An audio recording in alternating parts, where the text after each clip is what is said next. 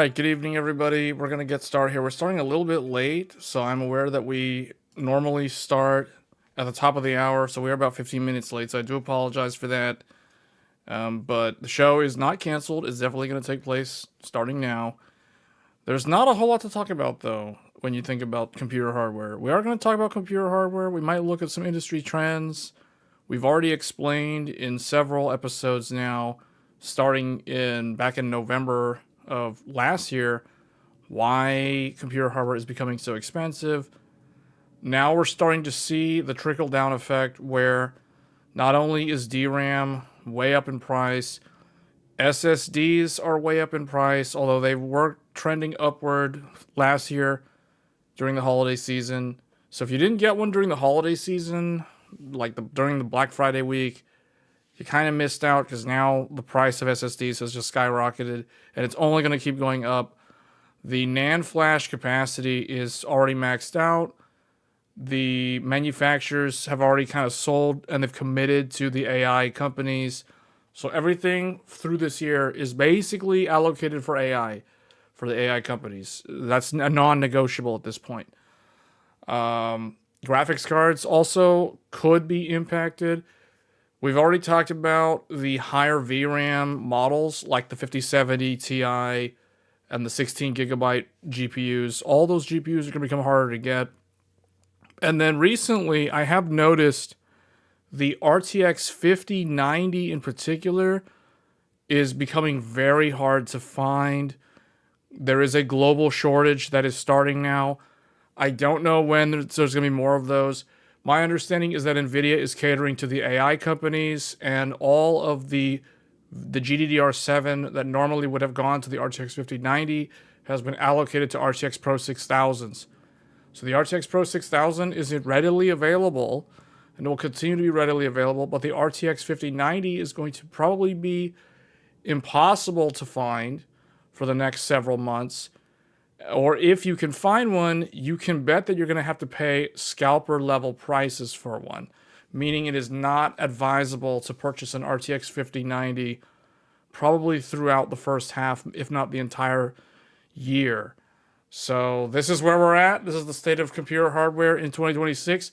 But you guys know, anyone who watches this channel already knows that this was going to happen because I've been talking about this for many months now, that if you didn't do the upgrade last summer or last year, or I guess when I say last year, I actually mean 2024, because 2024 was actually the best year to do the upgrade. At least the second half and the holiday season of 2024 would have been the best time. That would have been the upgrade cycle. But here we are in a year that's supposed to be an upgrade year from a platform standpoint, at least in the second half of this year or the end of this year. And I don't know what's going to happen anymore. There are going to be new platforms. I don't know who is going to upgrade to them. The memory situation and the SSD situation is going to be a serious detractor for getting people enthusiastic about actually upgrading. So there's a talk of the industry at large, with the exception being the AI segment, the industry is moving in the reverse direction. It's actually going through something known as regression. We are regressing back a couple of generations. So there's the talk of people holding on to DDR4 or just going to buy a DDR4 system. I mean, to me, that sounds like a terrible idea. However, when things get really extreme and people get really desperate, sometimes that's what you have to do. So it's really unfortunate that this is where the state of PC, DIY, power users, and PC gaming is headed. There is also the looming threat that PC gaming will move to the cloud. Now, that isn't something that's going to happen this year. It's not going to happen next year. But the doors have been opened now. The path has been made clear to the game developers that they need to consider cloud gaming as the future of their platforms for revenue reasons, for profitability reasons, for bean counter reasons. All the higher-ups, all the decision makers in the game publishing companies are taking a good long look at cloud gaming as the future platform for the success of their games. NVIDIA's evangelizing this. The hyperscalers are evangelizing this. They're all talking to game developers, studios, publishers in particular. Not so much the developers. If it's a really large developer, then yes, they are being influenced by these hardware, these cloud providers, these hyperscalers. But if it's a small independent studio, obviously they're not. Now, when they go talk to a publisher, the publisher, depending on who they talk to, is most likely being moved into the direction of cloud gaming. So we will see where we're at 10 years from now if cloud gaming really takes off. The main thing, we've talked about it last week, and I'll say it again for those that didn't watch last week's episode. Cloud gaming is being held back by two things. The smaller factor is gaming consoles. Traditional box consoles actually hold back the winds of strife, if you will. And the other thing is internet infrastructure. So until the average residential user in a rural town somewhere has decent internet speeds with low latency, that is going to be a big barrier to cloud gaming gaining widespread adoption. So that's kind of where we're at. So what do you guys want to discuss? Because I didn't really have an agenda. I mean, besides repeating what I said last week, we can look through some of the hardware news articles here. So I do have this one coming to us from WCCF Tech. The title reads, "Think SSDs are getting expensive? Well, NAND makers are reportedly cutting production to make even more money." Now, when they say cutting production, this is kind of misleading. They're not cutting production. They're just not able to allocate. They've adjusted the ratios. So rather than cutting production, what it really means is that the AI companies are getting first dibs. They're getting all the priority. Everyone under the sun, all these hardware companies that manufacture NAND and DRAM are bending over backwards to get all the memory chips, all the NAND chips ready for AI companies. They're shifting all their production lines to AI factories, AI factory production, because they have to meet all these contract deadlines. They have to do this. Otherwise, they're going to get sued by the AI companies. That creates another problem, because now it's like everyone's talking about, oh, well, how is OpenAI going to make money? How are they going to... Well, if SK Hynix, Samsung, Micron, if they can't deliver the DRAM percentages that they're supposed to deliver to OpenAI by May or July or whatever the deadlines are, they're going to get sued by OpenAI. So that then OpenAI can be like, hey, we're going to get all this money now from this court case because we're just going to leech all the money from Samsung. We're just going to leech all the money from SK Hynix and Micron, just siphon all the money. We're siphoning all the memory chips from them. Now we're going to siphon all the money from them. So, I mean, stuff like that is at risk for these hardware companies. So these guys are going to go out of their way to ensure that all the AI companies get all the memory and all the NAND flash that they want. You want it, you got it. You need it, okay, we can do it. Oh, you because, guys, I saw someone was talking about 8 terabyte SSDs. 8 terabyte SSDs. Hi, 8 terabyte SSDs. Oh my goodness, 8 terabyte. Those puny 8 terabyte SSDs. That is garbage. That is bargain bin, barrel, not even minimum spec for AI. AI, you either bring me Sam Altman is like, you better bring me a 60 terabyte U.2 SSD NVMe. If you can't bring me a 60 terabyte SSD, get out of here. Because 60 terabyte SSD is what I want. Minimum SSD is going to be a 30 terabyte SSD. So let's talk about 8 terabyte SSDs. 8 terabyte SSDs. Oh man, this is like a Chad Warden production talking about, ain't nobody want to talk about no 8 terabyte SSDs. Nah. It's all about the 60 terabyte SSDs. 60 terabyte SSDs. 30 terabyte U.2, U.3, whatever. If you don't know what U.2 is or U.3, you're not going to get the job. You're not gonna get hired by OpenAI. Micron doesn't want to talk to you. So you're talking about M.2. No one uses M.2. Come on now. We're talking AI factories, man. This is AI. It's all about AI. Everybody knows that. How many times have you? Don't tell me you haven't heard about AI. 60 terabyte SSDs. I need my 60 terabyte SSDs. Oh, by the way, I need 48 of them. I need 48 of these by next Tuesday. Thank you, Micron. So imagine this. 48 60 terabyte SSDs for, you guessed it, one server. One. How many servers do we need? How many servers do we need? Oh, I don't know. 1,024 servers. 1,024 total servers. Each of them have 48 60 terabyte SSDs. Do you guys understand why SSD prices are so expensive now? Because imagine, how many gamers could have been sold an 8 terabyte or a 4 terabyte SSD? 8 terabyte, no one's really buying 8 terabyte. You know what I'm saying?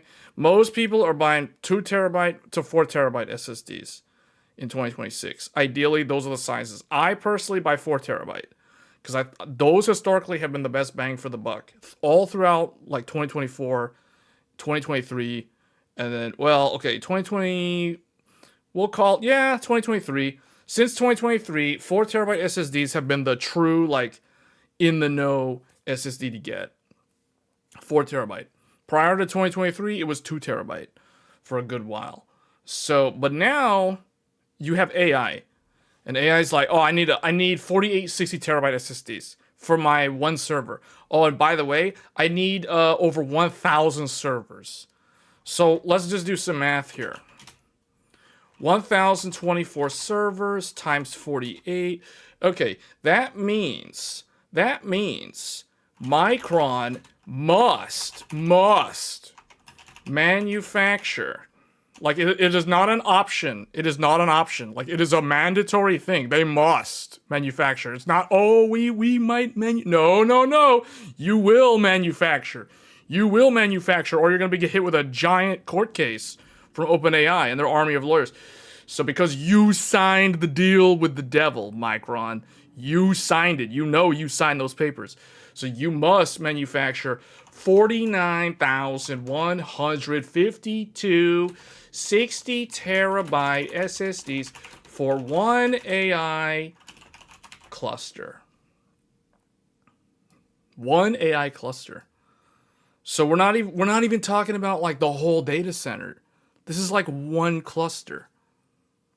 So, okay, what if you have 8 clusters or 4 clusters? You see where I'm going with this? These are the sort of numbers that we're dealing with. Roughly almost 50,000 60 terabyte SSDs for one. Now, hopefully this puts things into perspective as to why SSD prices for consumers are already way, way, way out of control. And they're only going to get worse. They're only going to get worse because Micron and all the NAND manufacturers must do this for the AI. They must. They have literally turned into bots that, against their will, they have to manufacture all these things for the AI. The AI must be fed. So we previously we talked about memory, the sort of numbers with the memory chips. The SSD numbers make the memory chips. Okay, no, backwards. The memory numbers make the SSD numbers look like a joke. That's why the RAM prices are so much higher than the SSD prices right now. But the SSD prices are going to keep going up. This is not anywhere close to being over. The whole year is going to be like this. The whole year. So if you haven't done the upgrade yet, you better not upgrade. I don't know what to tell you at this point. Otherwise, you got to pay like extra prices or whatever, or what? I don't know, man.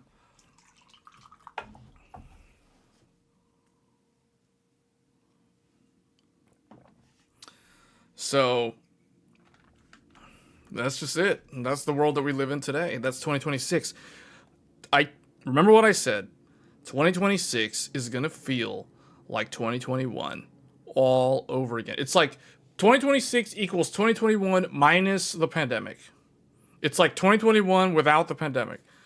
Except now, instead of it being about Newegg shuffle and battling scalpers for trying to buy an RTX whatever GPU or a PS5, now it's like, oh, now we're just going to have to try to like overspend on essentially a 2 terabyte SSD or a measly 32 gigabytes of DDR4 or DDR5. I mean, that's what it is. Borrow SSD from a friend. Who's gonna loan an SSD, man? What kind of friend is gonna loan an SSD? Borrow. You do realize when you say borrow an SSD, that implies that you have to return it to them at some point. You know what I'm saying? Like, okay, you're gonna borrow some. What are you gonna do? You're gonna borrow an SSD so you can play Ark Knight Enfield or something for like a month, and then once the battle pass is up, you're just gonna return it to them. Oh man, the AI stuff is gonna keep going, man. Regardless of what people are saying, it's just gonna keep going. There's too many deals that are in progress. I mean, there's too many deals that have been closed.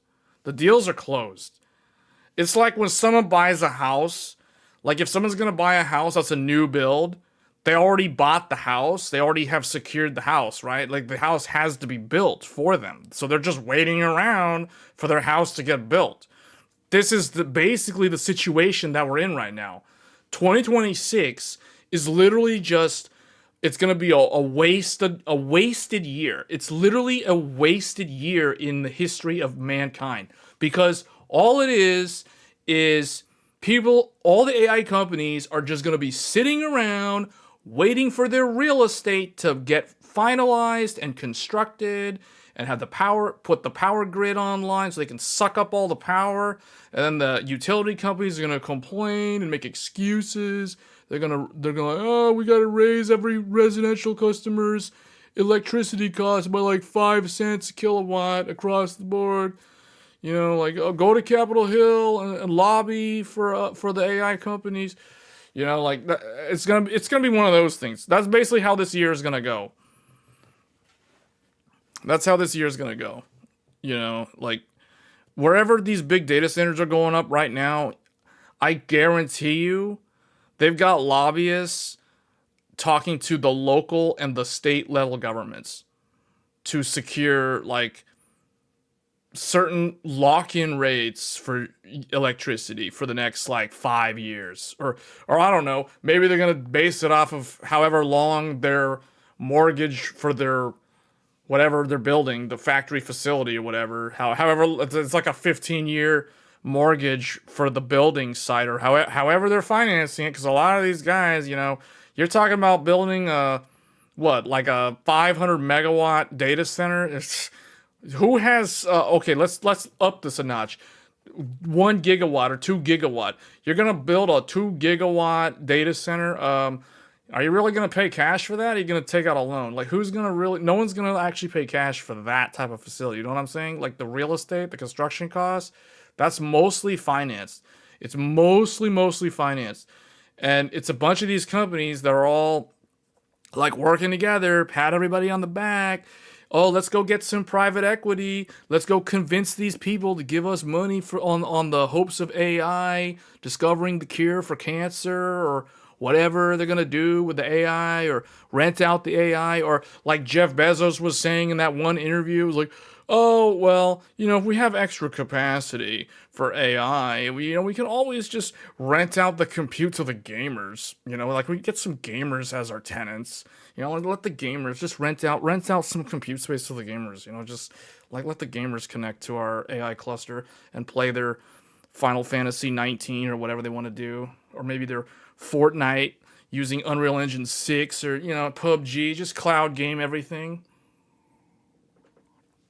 You know, that's basically where things are going. You know, there's going to be things like, okay, if AI is overhyped, or if it underdelivers, or they're having trouble getting tenants to rent out compute for their AI apps that they're building and they want to sell as a service, this is only going to accelerate the end of gaming as you know it. Because then they're going to be like, everyone's going to turn and be like, hey, hold on. We got all these servers. We got all these GPUs.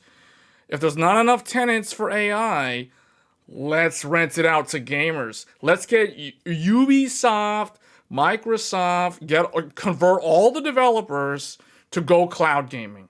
So they don't even offer physical games. They don't even offer digital games. When you download a game on Steam, you don't even download the game. You basically get the little license right to use to access the game, and then it just connects it connects your MacBook, your little 13-inch MacBook, so you can go and play, Battlefield 9 in the cloud, hosted in the cloud, and you will own nothing and you will be happy. Pay your subscription. That's what's going to happen. That's what's going to happen. I can see it. Because the thing is, guys, look at this. If AI can't utilize this type of stuff, these companies are going to go after the game companies, the entertainment companies. They're going to go after them to try to get tenants to host, to utilize all the physical infrastructure, because they have to justify the existence of all this infrastructure. It's gonna creep out like a cancer and take over gaming and just turn it into cloud-based gaming. That's what's gonna happen. That's where we're going with this. It is a very, very slippery slope. And the AI thing will kind of mutate into these other business models that are all like revenue. It's basically cash flow based business models that essentially boil down to someone paying rent for the compute. Whether it's a gamer paying for GeForce Now or PlayStation Now or whatever, some kind of cloud service. Or you're going to run your little gacha game in the cloud. Some Chinese company Tencent makes a gacha game and no one has a download the client anymore because it's all done in the cloud anyway. Just like how it's done on the cell phones. So that's where it's going. And there will always be indie developers not on the cloud. Okay. You have a point. There's indie developers, I guess. Let's be honest here. How many people... Okay. Should I do a poll on this? Because let's be honest about indie developers. I'm not trying to, discredit indie developers. But when you look at the true moneymakers of the gaming industry, it is really the large publishers that command the biggest chunk of the pie. The indie developers are always the smaller piece of the pie. I could be completely wrong in that statement, but I'm just thinking, I just think of myself, and I think of all the people that I know that play games. And out of all the people that I know, I can only think of maybe 2 or 3 individuals that actually try indie games. I personally don't really play much indie games. I might, in 1 year, I might play maybe 1 indie game or maybe 2 indie games. Last year, I guess Claire Obscure Expedition 33 is the one indie game. Now, granted, it's a bunch of ex-Ubisoft developers, so it's technically it's an indie game, but at the end of the day, it's a bunch of people who actually know how to make a game. You know what I'm saying? They have a lot of work experience. So, that's the type of indie game that I would play. But the vast majority of indie games that you see on Steam, someone like me, it's all noise. I just ignore it. I'm not trying to, I'm not trying to discredit or belittle indie developers. I think some indie developers are really, really great. A lot of them have really, really good talent within their organizations. But, again, people with limited time, people have jobs, people have stuff that they gotta do that are besides just gaming. So with that limited amount of time, what are you gonna do? Are you gonna play? Are you gonna take the gamble on a random indie game that has like nothing behind its name, or are you gonna play like a tried and true franchise, like Battlefield 6? You know what I'm saying? Like, let's be honest here. So it's the big companies, it's the big developers that are at risk of moving to the cloud and changing the landscape of gaming forever. Not the indies. I wouldn't worry about the indie developers. You always want to look at what's happening to the big tier developers. Battlefield, Final Fantasy, World of Warcraft, like like the big properties. If those things all start going cloud, you know it's going to cause a trend, and that's what's going to change everything. So I don't have anything against indie developers, but with my limited time, I gotta go with the tried and true, man. That's why a lot of the games that I play, and if anyone who's watched my weekend live streams, typically the type of games that I feature are usually big name games. Like Battlefield 6 last year, we showed the open beta. Monster Hunter, like these are big franchises. Monster Hunter's not that popular in the West, but if you go to Asia, oh man, Monster Hunter is it is a titan. It is a massive franchise in the Asian gaming market. So, Night Rain,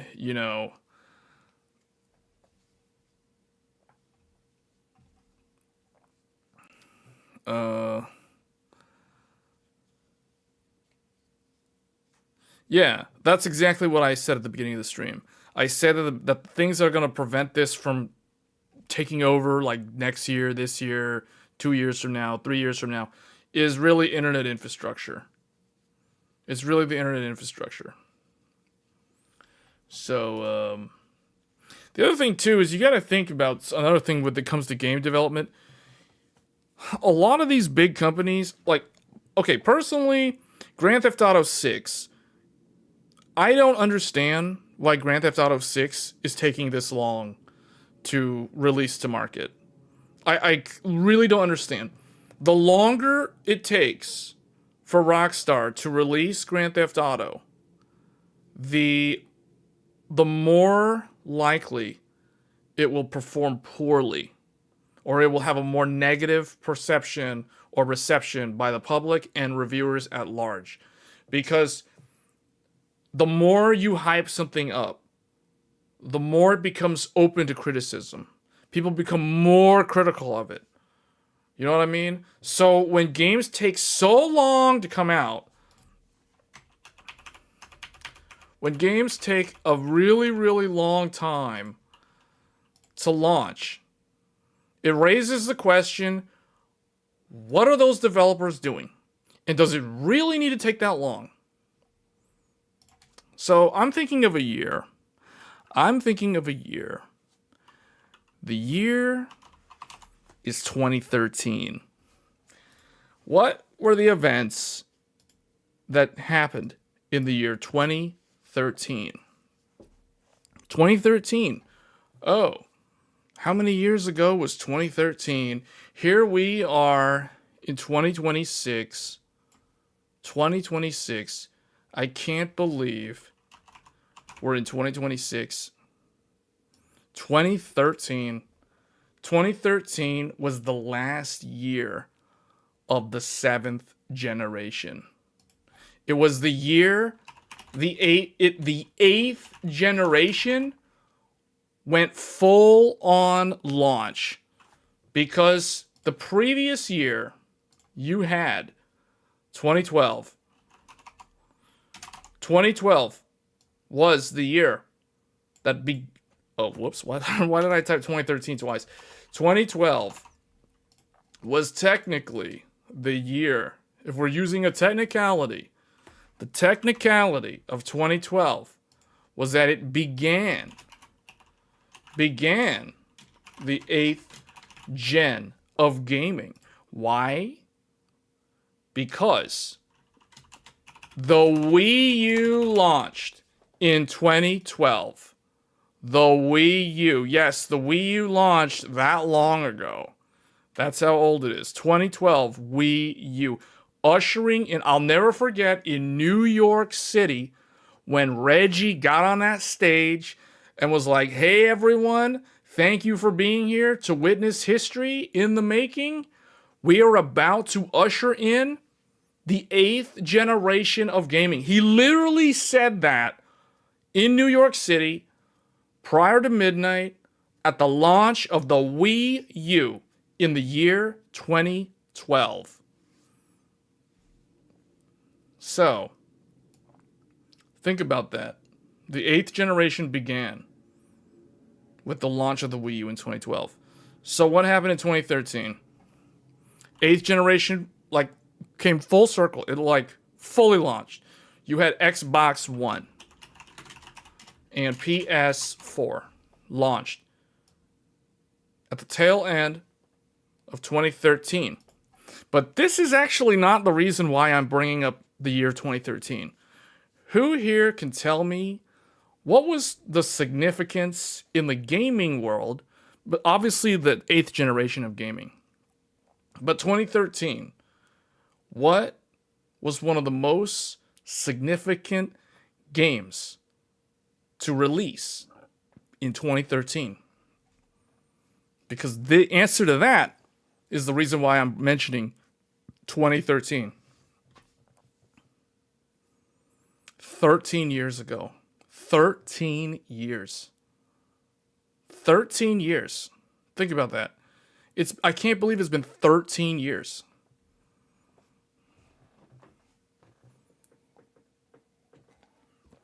Mark says Final Fantasy. Okay.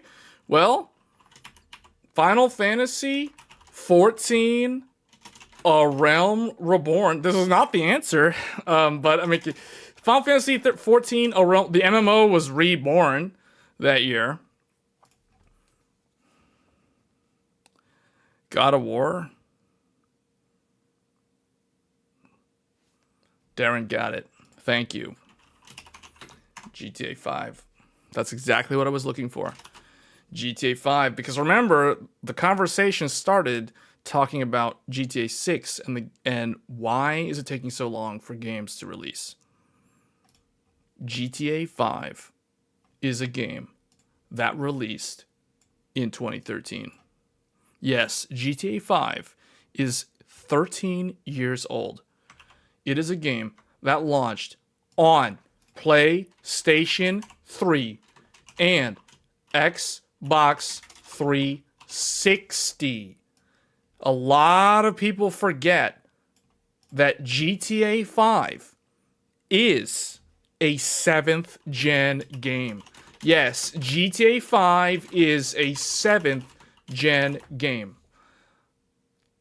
We're going to put things into perspective here. GTA 5 is a 7th generation game made for the PlayStation 3 and the Xbox 360. Released in 2013. Here we are, 13 years later. 13 years later. And we exist in the 9th gen of gaming. We are well into the life cycle of the 9th generation of gaming. When did the 9th generation of gaming start?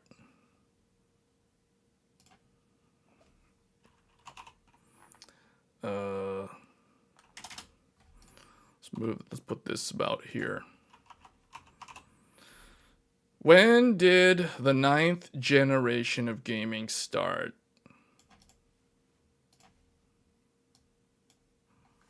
(2020) PS5 Series X, the PS5, the Series X. It began in 2020, the end of 2020. So the 9th generation has been in existence since then.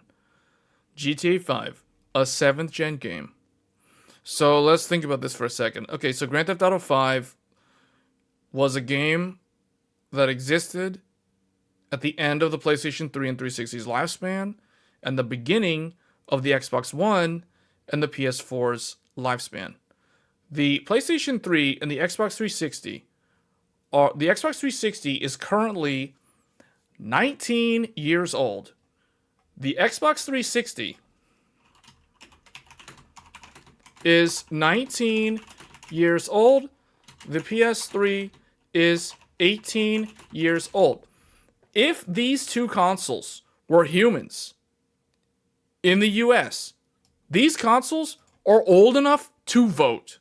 They are literally adults. Think about that. GTA 5 is such an old game that has lived, that has basically stayed relevant so much longer than it's supposed to have, that it's like, what's going on, Rockstar? Like, what is the deal with GTA 6? When did GTA 4 come out?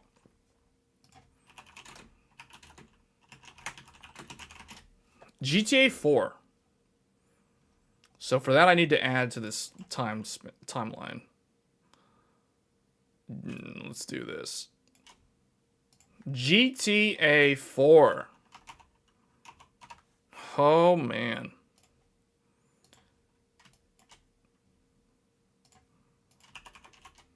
GTA 4. 2008. GTA 4. GTA 4 is a 7th gen game.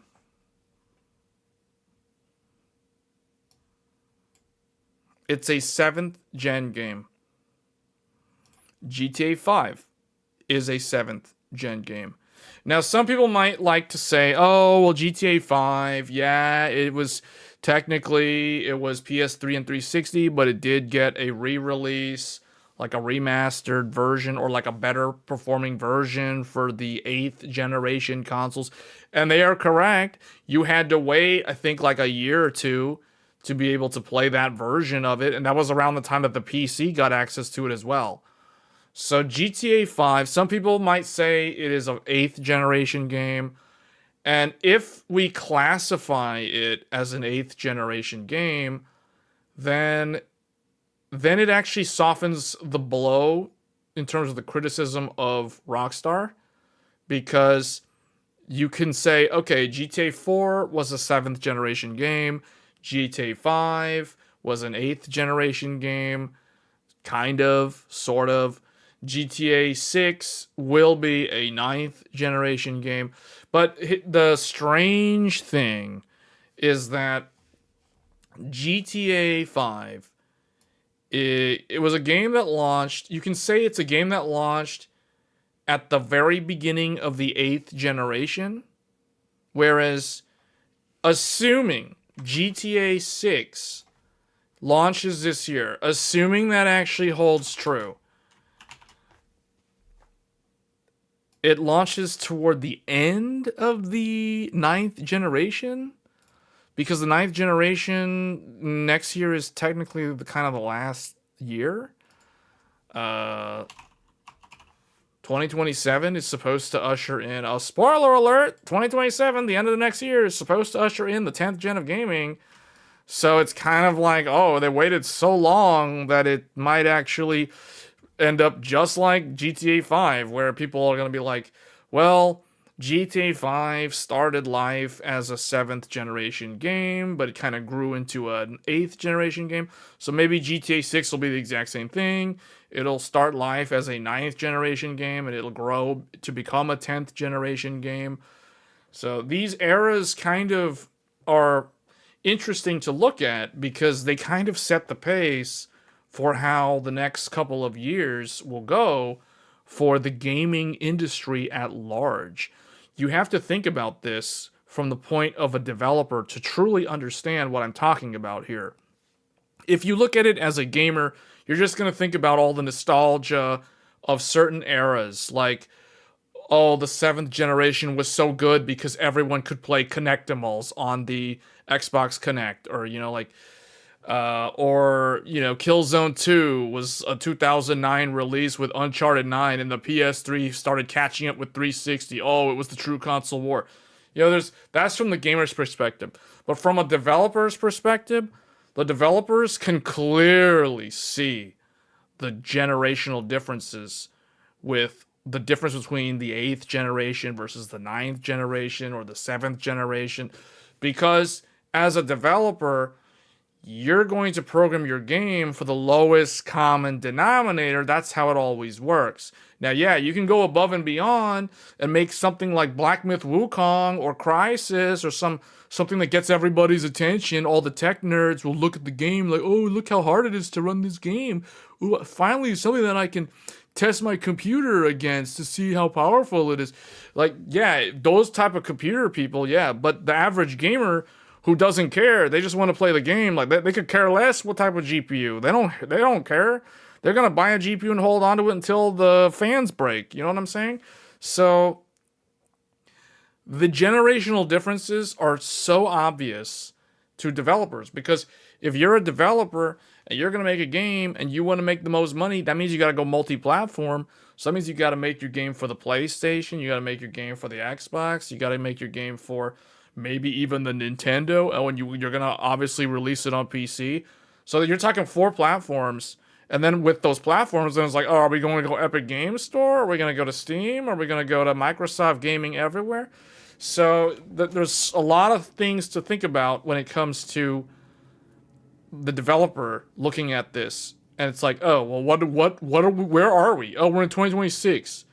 We're gonna make a game that's gonna release in 2029, 3 years from now. Let's make a game and we're gonna release it in 3 years.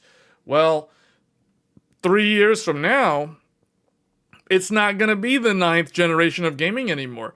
It's gonna be the 10th generation of gaming. It'll be the era of the PlayStation 6 and whatever the new Xbox thing is at the time, and whatever the new GPUs are of the time. 2029 ain't gonna be no RTX 5090 era. No, RTX 5090 is gonna be old and slow in 2029. So it's gonna be old news. So the developers are gonna focus on the game's gonna come out 3 years. We're gonna make it with the technology that's available today, and if we have to pivot, then at a certain point we have to make that decision, and that's something that they have to deal with. Because I'll give you guys a good example. Expedition 33 started on UE4. It started on UE4. And when did they start making this game? 2019, pre-pandemic. They started that game in 2019. That game came out last year. So that's like 6 years. 6 years. This ain't no typical indie game. You know what I'm saying? Like, they released a finished, refined product. Complete package. But it took them like 6 years to make the game. So that's almost like AAA levels of timeline when you think about it. That's like half a decade or more to make a game. So, and this is when they actually started working on the development. Like, they were having talks. I remember they were saying they were throwing around the ideas that would eventually become the game as far back as like 2016, 2017. And I think even most of them still worked at Ubisoft during those days. So this is something that was like, it's always fascinating to look at how game development works. Another interesting tidbit here for those curious. So, Elden Ring's lore, or I guess the lore, was written by, what is the name of the guy who does Game of Thrones? Martin J.R.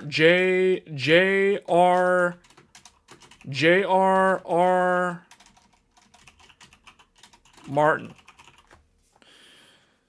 This was written in like 2013 or to like 2014 or something. Like, think about how long ago that was, man. Dark Souls 3 and Bloodborne weren't even out when he wrote this stuff about Elden Ring. That's how long ago that was. The game didn't even come out until 2022. The early stages of just thinking about the game,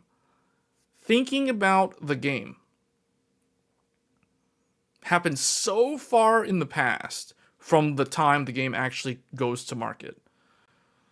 So when you think about these things, back to GTA 6, GTA 6 will take roughly 13, maybe even 13 and a half years between the time GTA 5 released and the time GTA 6 finally releases. So maybe that time span is justified. I actually think the game is already done. In fact, I think the game has been done for almost a year now. So the question is, what is Rockstar doing? Maybe Rockstar is doing maybe they're doing a bunch of like optimization for PlayStation or something. Because it's going to be a PlayStation, supposedly it's like a PlayStation exclusive for a year or something like that.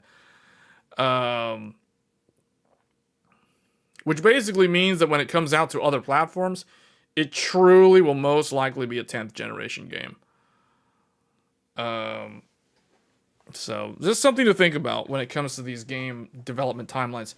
So these big titles, these big AAA studios, they take so long to make these games. Realistically, though, a competent studio should be able to crank out a game in 3 to 4 years. Like, where they actually work on the game. Because a lot of this stuff that happened way before everyone even knew about Elden Ring's existence,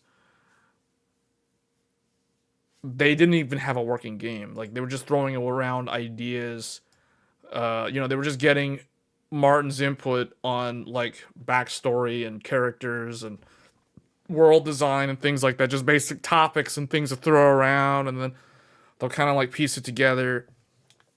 That's how it works sometimes for these big projects. But that means that when a game starts and then it takes like upwards of 10 years to finally realize the vision and bring it to market, these games tend to be really, really good. So what I'm trying to say is the early days of Elden Ring's beginnings took place like upwards of 8 to 9 years before the game finally actually went to market. But realistically, a competent developer like From Software, it really only takes them like 3 to 4 years of actively working on the game. Because they weren't actively working on the game in 2014. Like, it was kind of like a sidebar conversation, and they're just trying to get some concepts going. Maybe there was like a basic storyboard that happened in 2015, and then they actually kind of like, once Dark Souls 3 was finalized, then they probably started working on Elden Ring. But, some studios are really, really good and are really, really competent. I would say From Software is a very good example of a studio that really knows what they're doing, and they stick to their timelines. And then we have companies like Rockstar, which balloon the budget and take more than a decade to release a game when it wasn't always like that. I don't know why it has to be this way for them now, where they essentially almost skip an entire gaming generation.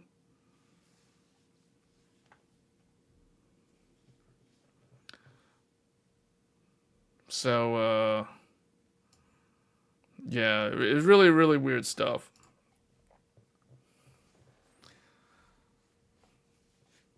But this is the traditional model for gaming. Now let's talk about cloud gaming. So cloud gaming, remember what I said, developers work within the confines of the environment, of the generation. So if you exist in the 9th generation of gaming, you're going to make a game that's going to release in the 9th generation. So let's say let's use Expedition 33 as an example. Expedition 33 started in it was like around this time was when they actively started assembling the team and getting everything going. It was around. It was during the pandemic. I mean, this is all public record. You can go listen to the interview. It was in the pandemic. They did the getting who was gonna do what and find the guy that was gonna write the sound, compose the soundtrack, and all this stuff. So that was when that happened. The game came out, as we know, in 2025. So roughly 5 years. Started development on Unreal Engine 4. They pivoted to Unreal Engine 5. Why did they change Unreal Engine 5? Because they're working on a game that is meant to be a 9th generation of gaming. Unreal Engine 5 is a 9th generation thing. The other fascinating thing is that if you look at Epic Games, Epic Games has a product called Unreal Engine. Unreal Engine is another really good way at the software level to figure out the generation of gaming. Because Unreal Engine 5 equals 9th gen gaming. And this is another reason why the consoles are pretty important to sustaining this model. And if everything goes cloud, then you don't need the consoles anymore. Everything's just going to be cloud. So this whole concept of generations goes away. So the 9th generation is Unreal Engine 5. Unreal Engine 4 is 8th generation. Unreal Engine 3 is 7th gen. Unreal Engine 2 is 6th gen. And the original Unreal Engine was developed during the 5th gen, aka PS1. 6th gen, PS2. 7th gen, my favorite generation, PS3. 8th generation, PS4. And the current generation, PS5. So what I've found fascinating is that it just so happens that the number for the Unreal Engine just so happens to line up perfectly with the number of the PlayStation. So PlayStation 5, Unreal Engine 5, PlayStation 4, Unreal Engine 4, PlayStation 2, Unreal Engine 2. You look at when Unreal Engine 2 games were most... When the most Unreal Engine 2 games were produced, what was the console generation at the time? PlayStation 2. So it's interesting because that means that PlayStation 6 implies there will be a Unreal Engine 6. It takes Epic about the same amount of time that it takes Sony to make a new console, to make a new engine. So while Sony is making PlayStation 6, Epic is making Unreal Engine 6. And I wouldn't be surprised if, man, what is the name of the guy from Epic Games? Is it Tim? Or is that, no, Tim Sweeney? Tim Sweeney. Yeah, it's Tim Sweeney. I wouldn't be surprised if Tim Sweeney and Mark Cerny have quarterly business meetings to go over these sort of topics. You know, it's like, well, we're making PlayStation 6. Obviously, Tim signs an NDA, so he can't publicly talk about PlayStation 6 or Sony's plans for the future of gaming. But they're probably working together in terms of like, okay, Mark Cerny's showing him, hey, this is the sort of specs that the PlayStation 6 is going to have. These are the sort of technologies that it's going to support. So when Unreal is working on Unreal Engine 6, they're thinking about, oh, we're going to bake these type of technologies in because we can easily utilize the hardware resources on the console for these things. This happens all the time in the gaming world. This is another reason why the consoles are kind of important, because the consoles provide a reference for game developers to kind of standardize upon. Otherwise, if you have no standards, what are you going to do? You can make a game that is so hard to run that only the true enthusiasts can handle the game. The game can be so hard to run that the RTX 5090 can only get 30 frames per second at 720p resolution. You know, like, you can, without any standards, you can make a game like that stupidly hard to run. It's probably not going to get very good reviews, and the general public is probably going to complain about it, or they might revere it as the new Crisis. But, you know, there's stuff like that. With the consoles, prevent things like that from actually becoming the reality, where you have these massive, massive swings, where some games are super easy to run, other games are super hard to run. The consoles add some kind of stability.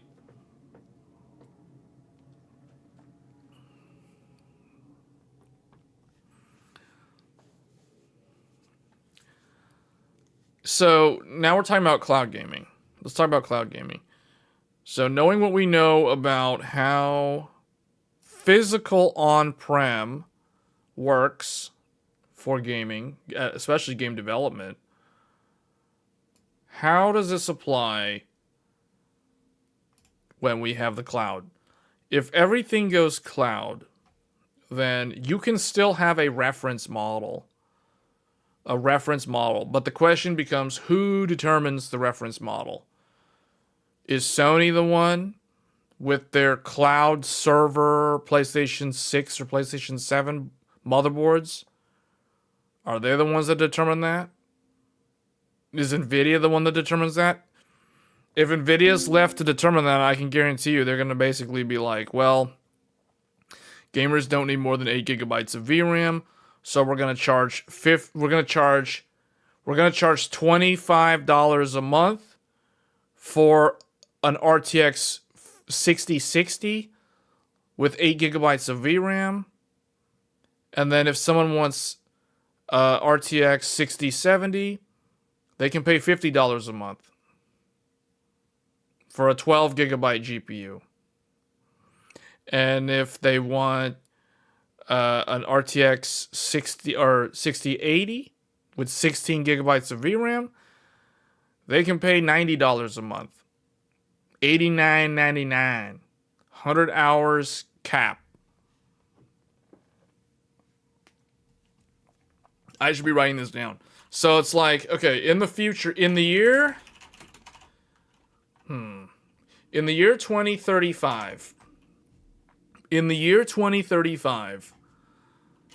GeForce Now. Is that what it is? GeForce Now? The tiers will be like, okay, I don't even know. Hold on. The RTX 6060 is next year. So that's 2027. So 2029 would be 70 series. 2031 would be 80 series. 2033 would be 9000 series. So they would be man, what would that be? The 10,060. The 10,060 RTX 10,060. Okay, by that time it'll probably be like 10 gigabyte. 10 gigabyte VRAM, cloud, in the cloud, and this would be $29.99 a month. Per month, 100 hours, 100 hour limit. After that, it's $10 per hour. All right. And then if you want RTX 10,070 with 12 gigabyte VRAM, cloud subscription, $49.99 a month. 100 hour cap. Oh, but wait. If you need an 80 class card with 16 GB VRAM in the cloud, $89.99 a month. And they'll give you 110 hours. 110 hour. Because they recognize that's the hardcore. So they're gonna be generous to you and give you an extra 10 hours. I mean, these look like totally like if I presented this to the vice president of GeForce Now, he would probably promote me to like senior director level or something, because he'd be like, yeah, man, that sounds like a great business plan. Congratulations, that's a great business plan. That's a great business plan. Let's implement it tomorrow. Let's go. Let's go. Get those gamers money. Get those gamers money. Take the money. Let's go.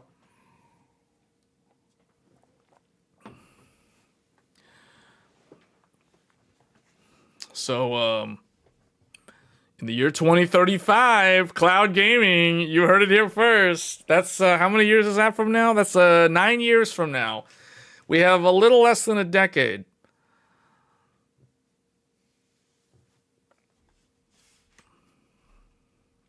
Who knows? These prices might be higher. I don't know. Like, this could be high. This could be like $40 a month. I don't know. They're gonna try cloud gaming. Cloud gaming has been around for a number of years now. The reason why it's not really big is because of latency, and because there's not that many games. Well, there's a lot of games on there. It's just like, I don't know. Like,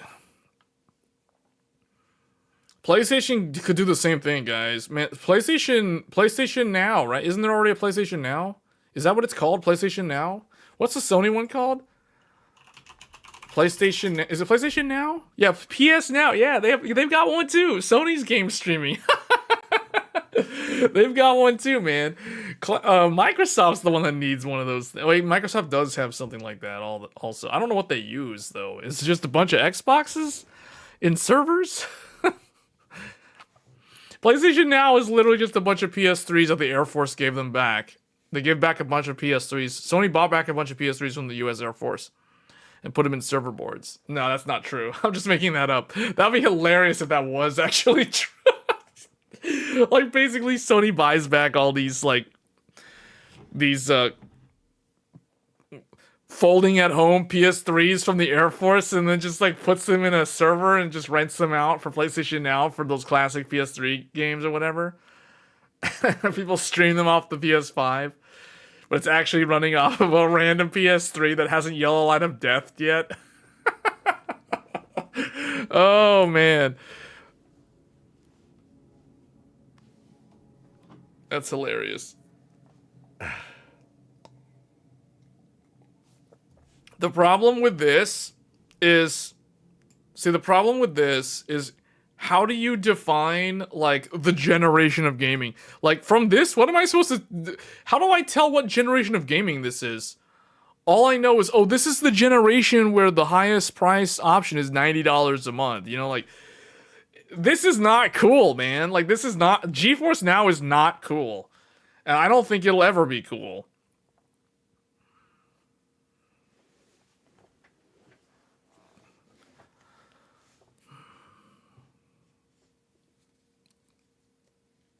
Even if they solve the latency, the math doesn't math. You can watch a ton of TV a month to justify Netflix. You can only play maybe 2 games a month. You can't justify... Well, they just have to change the hours. They can figure out... They can refine this. They can make it work somehow. They can figure it out. If it's an hour... If it's $1 per hour thing, they can figure out the economics of it. They can get it to work. The main problem isn't so much this. From my point of view, the problem is the latency. The latency and the bandwidth, the strain that it puts on the internet infrastructure is the problem. That's the problem. Not the pricing or the hours. They can figure that out. They can find a way to hide the numbers or you know, there's things they can do with that. I mean, how much is Netflix right now? Like, okay. What is the Netflix pricing right now? Netflix pricing is currently standard with ads is $8 a month. Or $18. Standard is $18 a month. $18 a month with no ads. And if you want premium, $25 a month.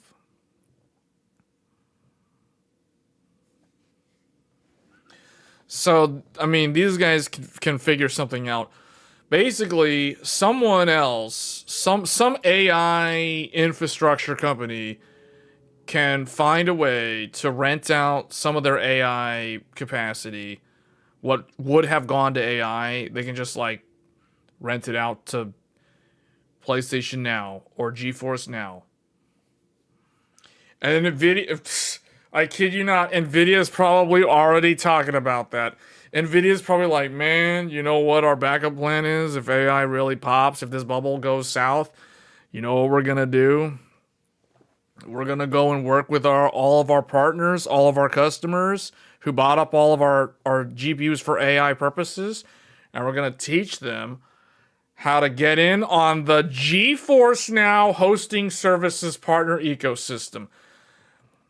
So instead of hosting AI services, these AI companies can just host GeForce Now because they've built all the infrastructure. They've got everything there. They've got the power, they've got the space, they've got the cooling, they already have the GPUs. All you got to do is host GeForce Now on there. Just run it on the VM. Just get hyperscalers, get on board. Let's go. They're gonna pivot, man. They're gonna come back to the gamers. Hey gamers, we didn't forget about you. $30 a month, man.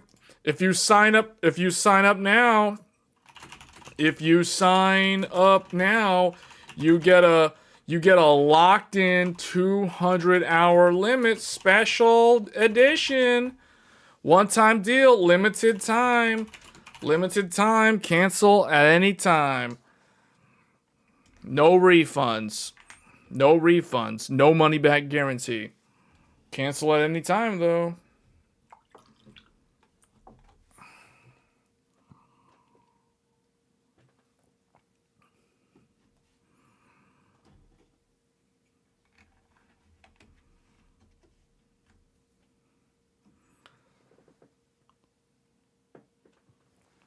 Is it really a non-starter, though?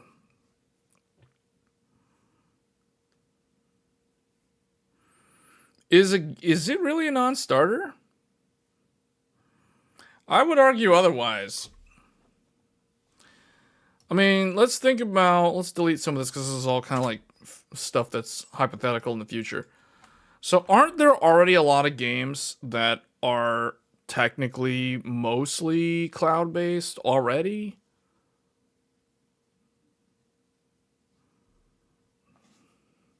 I mean, the question is, aren't most, if not all, mobile games cloud games?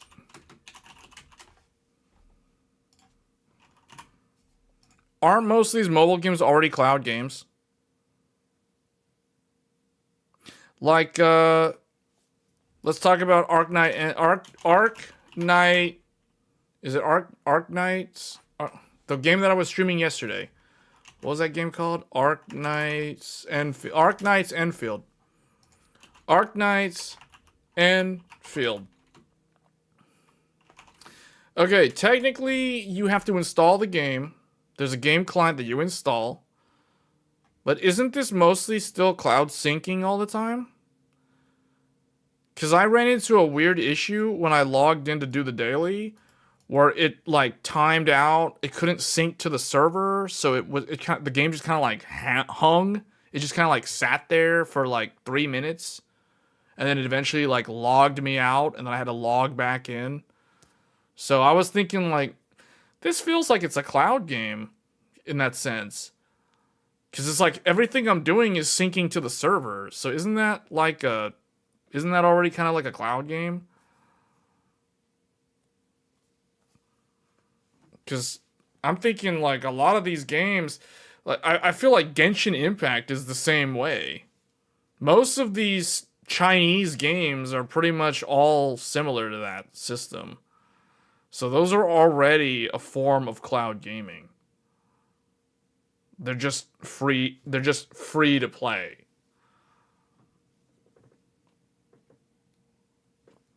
I mean, they're super easy to run on a computer. So it's like, it makes me wonder, like, You know, they have minimum specs required or whatever, but it's like they don't really seem that hard to run.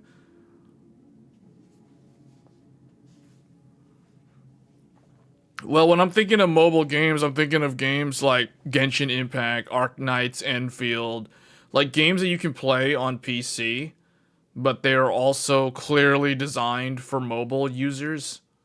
You can tell by the UI. Uh, I mean, okay, Arknights, Enfield, Wuthering Waves, where, where wins me? Isn't Where Wins Meet? Okay, hold on, let me make sure. Isn't Where Wins Meet a mobile game?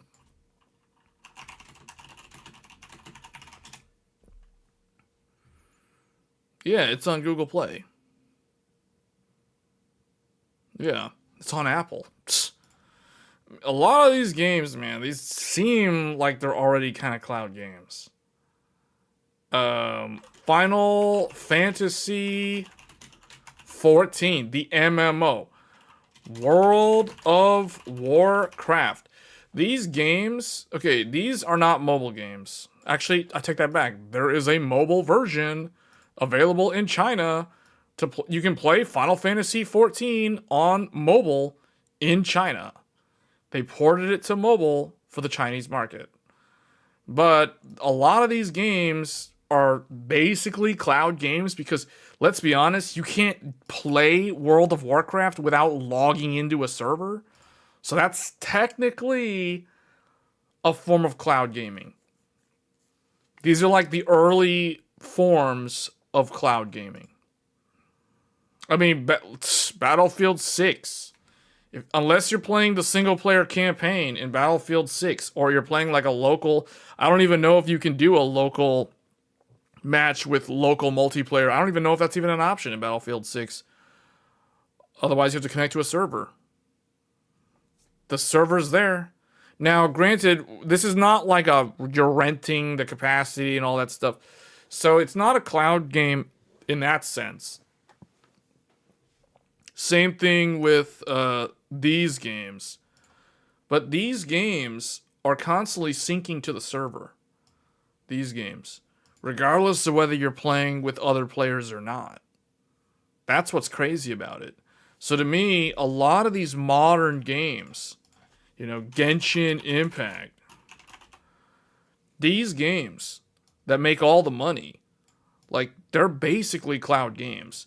And they don't need to charge, like, subscription fees or whatever because they make so much money.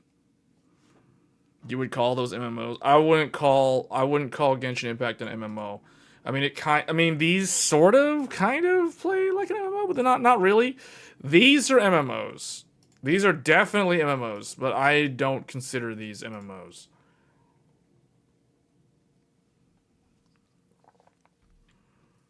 So,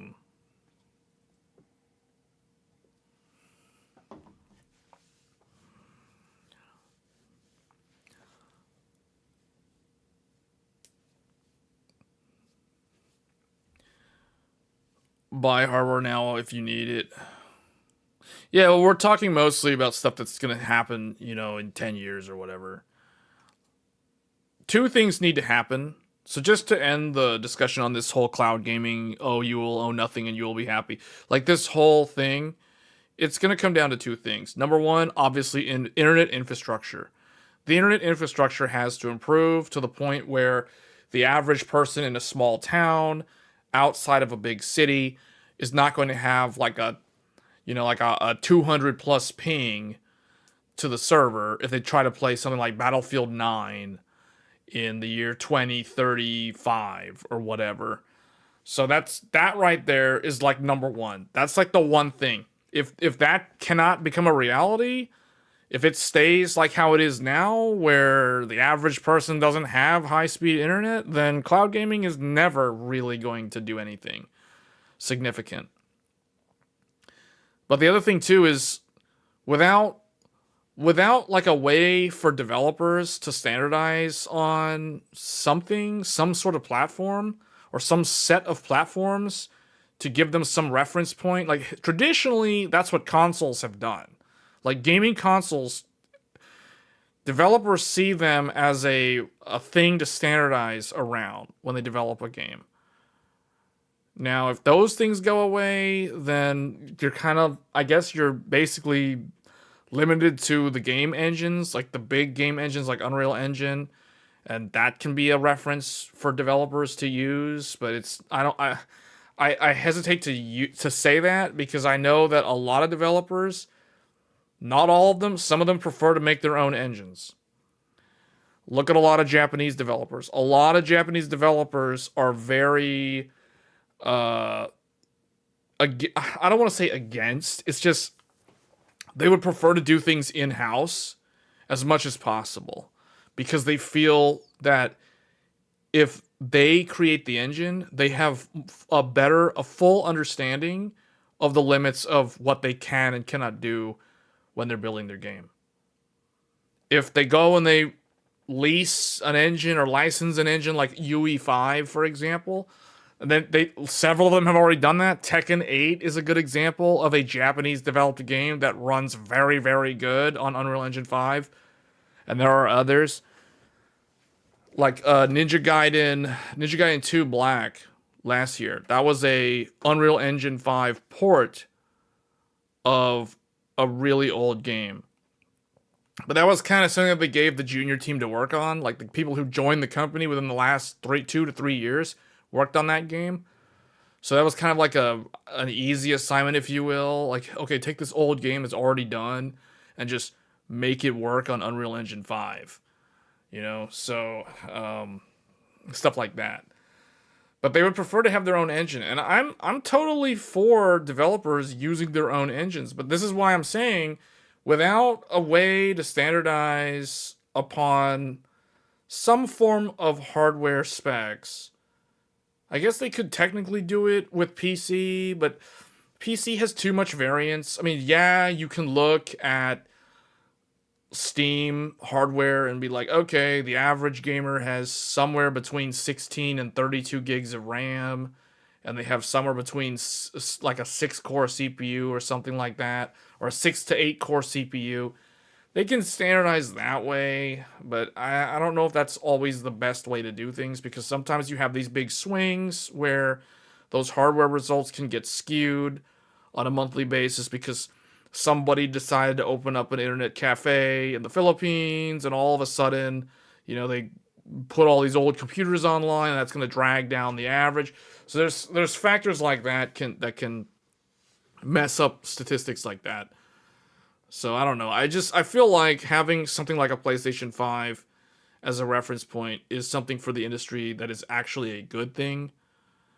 But I don't know. Someday there might not be any physical consoles anymore. At least we're going to get a 10th generation, though. I know that. And I don't think it's going to be that different from what everybody expects it to be. I think it's mostly going to be what we're familiar with for the 9th generation. I think the 10th generation will just be an evolution of that. I don't think it's going to be anything crazy. I mean, I could be wrong. I could be surprised. Maybe Sony will give us a Linux PC and call it PlayStation 6 with a controller. And it's like, oh, you can use a keyboard and mouse, and it has full Linux functionality. So in that regard, they're moving toward what Steam is doing, because Steam is slowly trying to move away from Windows. I don't know if they'll be able to do that because the users are too... I feel like the average Steam user is tied to Windows, and they're not going to move away from Windows. So that kind of puts them at odds with what Microsoft wants to do, because Microsoft wants more control of the gaming market on the Windows platform, or at least they would like to have more control. But Steam has built this really nice big walled garden for itself because of all the convenience with the features that they have. But yeah, I don't know. I think the next gaming war, the game console war, will actually be... We talked about this before, but for those that didn't hear me say this last time, the next console war is actually going to be fought between Microsoft and Valve. It's going to be Steam versus Xbox, the two platforms. I'm not talking about a console Xbox versus Steam, the Steam machine. No, I'm talking about Valve versus Microsoft, duking it out in the PC platform space for dominance of that space. PlayStation has kind of moved itself into its own little, not as exclusive as Nintendo. Nintendo is definitely in their own little world, like Apple. They've got their own walled garden. They have they're basically an entertainment brand. They've got their movie franchises of their Nintendo IP. They've got their Nintendo exclusive first party titles. Everyone recognizes the name, the brand. It is synonymous with gaming and entertainment. PlayStation is similar. PlayStation is more for like an older audience, or like I guess the average. I don't know if I should even say that, because a lot of people that are Nintendo fans are probably even older than PlayStation fans at this point, at least a good chunk of them. But the Nintendo IPs typically tend to be more broad in terms of their age demographic range, where I feel like PlayStation is slightly more narrow. At least that's how it's perceived by the public. And I think PlayStation is similar to Nintendo. They will exist as a gaming platform for most gamers. It is sufficient. But for people that want like high fidelity graphics and those sort of things, I really think they're going to look elsewhere, and that's going to be the PC. And that's where it's going to be, the choice is going to come down to Valve versus Microsoft. So I think that's going to be the next console. I use the word console, but the next like gaming platform war will be fought between Valve and Microsoft. Because you've already seen, I mean, why is Valve making all these moves to try to push like Linux platforms, Steam Deck, that Steam machine, the whole concept of the Steam box from like, this is almost 15 years ago now.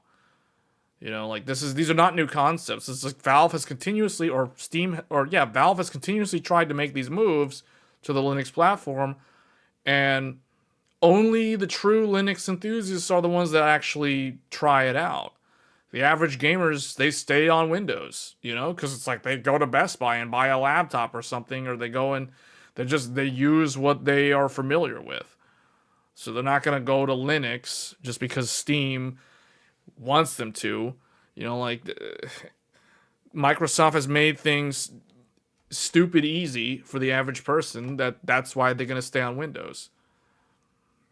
So it's really to the detriment of Steam, but I don't know. I mean, I feel like the ball is in Microsoft's court. Microsoft is the one that technically holds the keys to the castle. Windows is their operating system. It's the biggest by market share.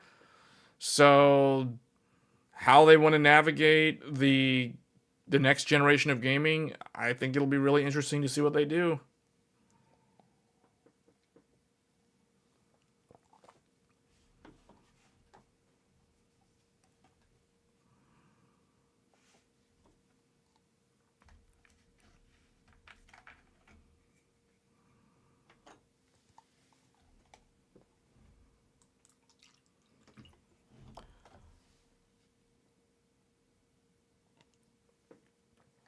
Okay, what is...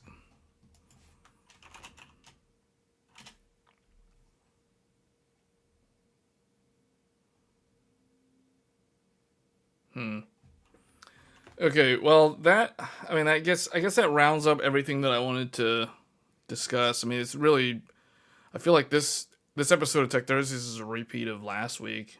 Or it mostly turned into it. The only thing that's different is we talked about mobile games, and we talked about how Unreal Engine 5 generations equal the number of PlayStation.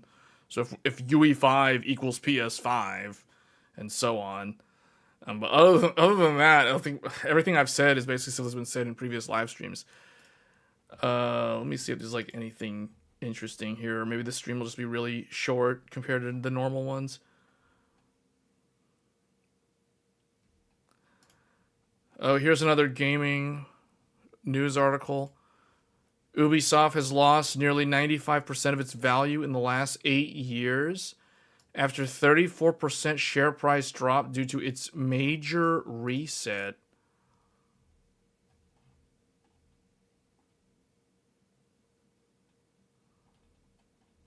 So what happened here?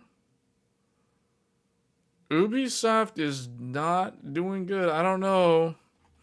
I don't play a lot of Ubisoft games. You guys play a lot of Ubisoft games? When I think of Ubisoft, I think of Far Cry and Assassin's Creed. I also think of the Prince of Persia: Sands of Time on the original Xbox and the GameCube, which I heard that the remake of that game was canceled. So I don't know what they're doing, because I would have liked to see a proper remake of the Sands of Time. So I don't know what they're doing. Oh, Division. I mean, I don't play the Division series. I mean, yeah, you're right. Division 2 and Division 3. But I don't know. This is not good. This doesn't bode well for Ubisoft. Ubisoft is a pretty large game publisher, aren't they? They're one of the large Western developers. Man, they lost 95% of the value. I wonder how many people are playing Arknight's Enfield. You know? Like, if we click gaming, what is it? Does it show up on here? I think that game's not going to be as popular as the other gacha games that blew up really big when they launched. And the only thing in here is Arknight's Enfield gets a 3x performance boost from DLSS 4x. Okay, yeah, but the thing is, this game is a game that doesn't even need multi-frame gen. I mean, I play the game at 4K with max settings, and it's buttery smooth. I'm not even using upscaling for this game, so I don't know, like. But I kind of think that game is not going to be as popular as people are saying. I think it's after a month or two, it's probably gonna not be popular anymore. I mean, we're still gonna stream it again, but I don't know. That's an example of live service though, because these Chinese games, see, like this game, this is a Chinese made game. And this game is literally the only game that I keep hearing people keep talking about. Because I wasn't even going to play this game, to be honest. Like, the only reason why I started playing this game is because people kept on asking me, what do I think about it? What do you think about Enfield? Are you going to play Enfield? Are you going to play Enfield? Didn't I say I wasn't going to play Enfield? They're like, are you going to play Enfield? Are you going to play Enfield? And then last week, when I was playing Trails Beyond the Horizon, people were like, man, this game is boring. So I was like, oh no. Well, I guess I have to try something else then. People were like, oh, it's boring. You know, like, I'll never forget when I was playing Trails Beyond the Horizon, and we somehow got off onto a tangent talking about the PlayStation 3. I don't remember how that happened, but we started talking about PS3, and I think like 10 minutes into the discussion, someone in the chat was like, not gonna lie, this conversation is way more interesting than the game that you're playing. Like, meaning the random tangent about the PS3 was more entertaining to listen to than Trails Beyond the Horizon. Ouch, man, that is a burn to Falcom, because Trails Beyond the Horizon is one of their best games. So, I don't know. I don't think Trails Beyond the Horizon might win any awards, if you know what I'm saying, just with comments like that. But I was playing this game, and people were watching me play this, and people were like, oh, what type of game is this? This game is really interesting. It looks really smooth. It looks really slick. You know? I don't know. This is the next big Chinese gacha game. But it is unique in that it has like the factory building simulator type gameplay. It has a bunch of gameplay that's taken from a bunch of other games. Some of them are like literally taken from other gacha games. Like the combat in this game is literally copy paste Wuthering Waves. It's Wuthering Waves combat with some aspects of Genshin Impact's elemental reaction system. And then it has Death Stranding's zip lines. Like, really? Okay. I mean, I've seen other gacha games take things like Spider-Man's web slinging mechanics and other things like Batman's batarang thing and the bat whatever that the grappling hook that Batman uses. I've seen other gacha games take that thing and use that in their games. But this game's got like tower defense. It's got factory simulator. It has fast-paced action combat. It has multiple playable characters. It has a bunch of interesting things that I think make it seem like a novel game. So I think it's going to be successful, at least at launch. Long term, though, I don't know. I don't hear anybody saying that this is their game of the year. I've heard a couple people on other streams, not my stream, but on other streams say that this is their game of the year or this is like their most anticipated game of 2026. If this is the most anticipated game of 2026, 2026 is probably not going to be a really good year for gaming. Just saying. Not saying that Enfield's a bad game. It seems like it's a decent game from what I've played, but I don't think this is the game of the year. Like, I don't know. I mean, you guys tell if there's anybody who's watching this live, if you've played or if you play gacha games like Genshin Impact, like Honkai Star Rail, or Wuthering Waves, if you've played Enfield, what is your opinion of it? If you've played it, I mean, if you haven't played it, are you thinking about playing it? Like, what is the general consensus about this game? I guess I need to do more research on it because I decided to just try it on a whim because I got tired of people like, oh, I'm gonna play the game. What do you think of it? Okay, fine, I'll play Enfield. You know, like I'll play it. I'll see what it's about. It's okay. You haven't played any of them and you don't intend to?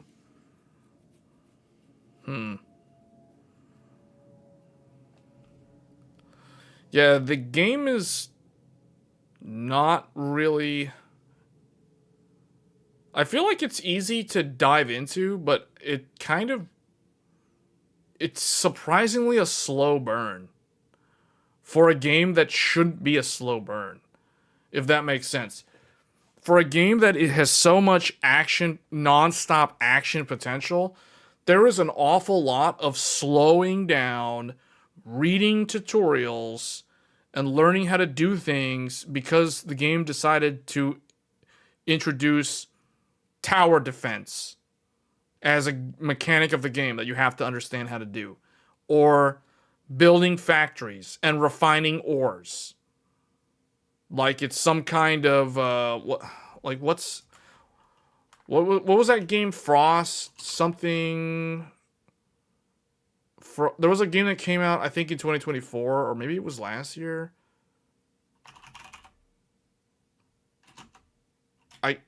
It's like a base building type game. I forgot the name of it. It's like Frost Cold. It was like in the cold. I can't remember anymore. This has that type of stuff in there. Our studio is going to be more wary of game releases since PS5 security key leak. No. Why?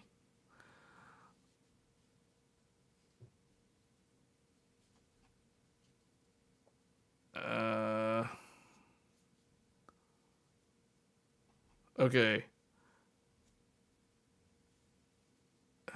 Ananta. Oh, that game? That's basically another one of these games, though. Anime GTA Ananta. You do realize that's a gacha game, right? All of those games that you see with really really high production values and lots of cinematics and like you can tell that they hired top tier artists for the music. Those are all gacha games. Those are the signs that it's a gacha game. If it has a good soundtrack, it's a gacha game. Well, okay, I shouldn't say just the soundtrack. If it has a good soundtrack, if it has high animation quality, it doesn't have to be an anime looking game. It could be a realistic look at Where Winds Meet. If it has good graphics despite whatever the art style is. So it could be cell shaded graphics. It could be regular 3D UE5 looking graphics. If it has basically high polish, high production value looking game with interesting looking gameplay, good sound effects, and good music, and it's made by a Chinese developer, is most likely a gacha game. It is most likely a gacha game. There are very few exceptions.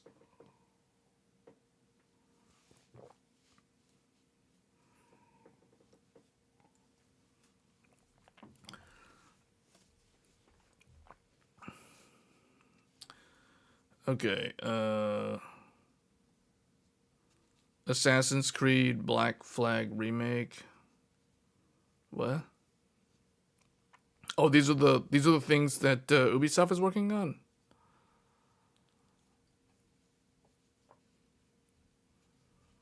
Anyway, yeah, but this is the big. I think this is like the biggest game that has come out this month. I'm trying to think if there's any other game that's gonna do as well commercially as this. I don't think there is.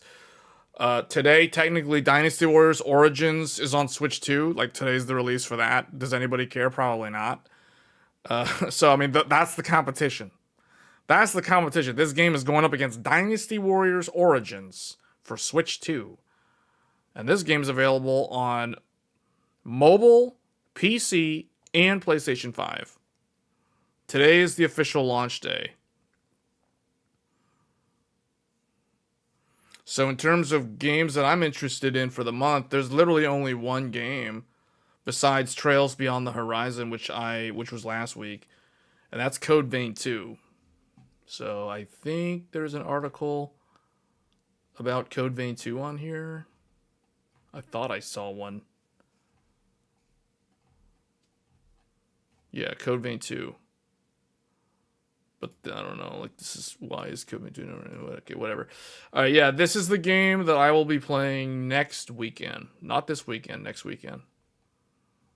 So it is a Souls-like. I don't know if anyone watching the stream is interested in this type of game, but it is essentially, you'll hear the term anime Souls thrown around a lot when it comes to describing Code Vein. I would say that is mostly accurate.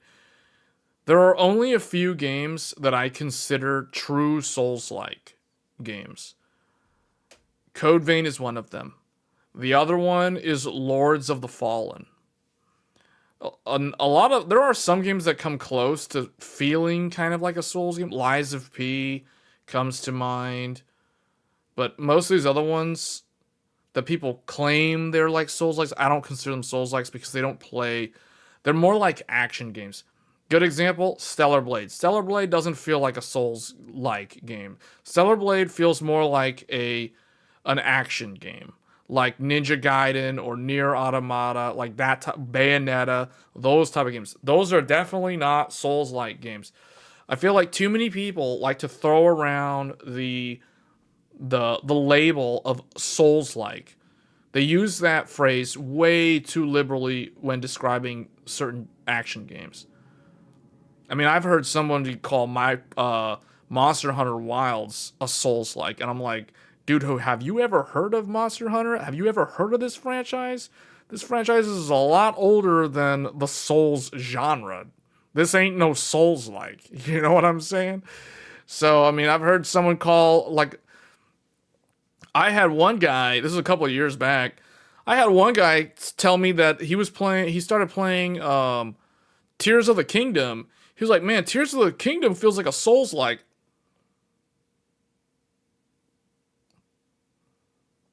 I didn't respond. Like, no. You can't tell me that a Zelda game is a Souls-like. That, like, nah. That's not how it works. Like, no. No. Tears of the Kingdom is not a Souls-like. I'm sorry. That is not a Souls. That's not how it works. But this is what I mean by people keep throwing out that phrase, oh, it's a Souls-like. They use that way too liberally with a lot of these type of games. But Code Vein 2, going back to Code Vein 2, Code Vein 2 is a Souls-like game. It will feel like like you're playing Dark Souls 1 with anime graphics. It is not going to be fast, although I don't know. I've seen some gameplay of it, and it does look like they increase the speed of combat ever so slightly, but it is not going to be as fast as Elden Ring. It's going to feel slower. It's going to feel more weighted and slower.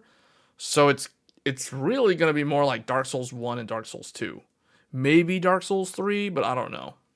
It definitely has more of like a grounded, slower paced feel. At least Code Vein 1 played that way.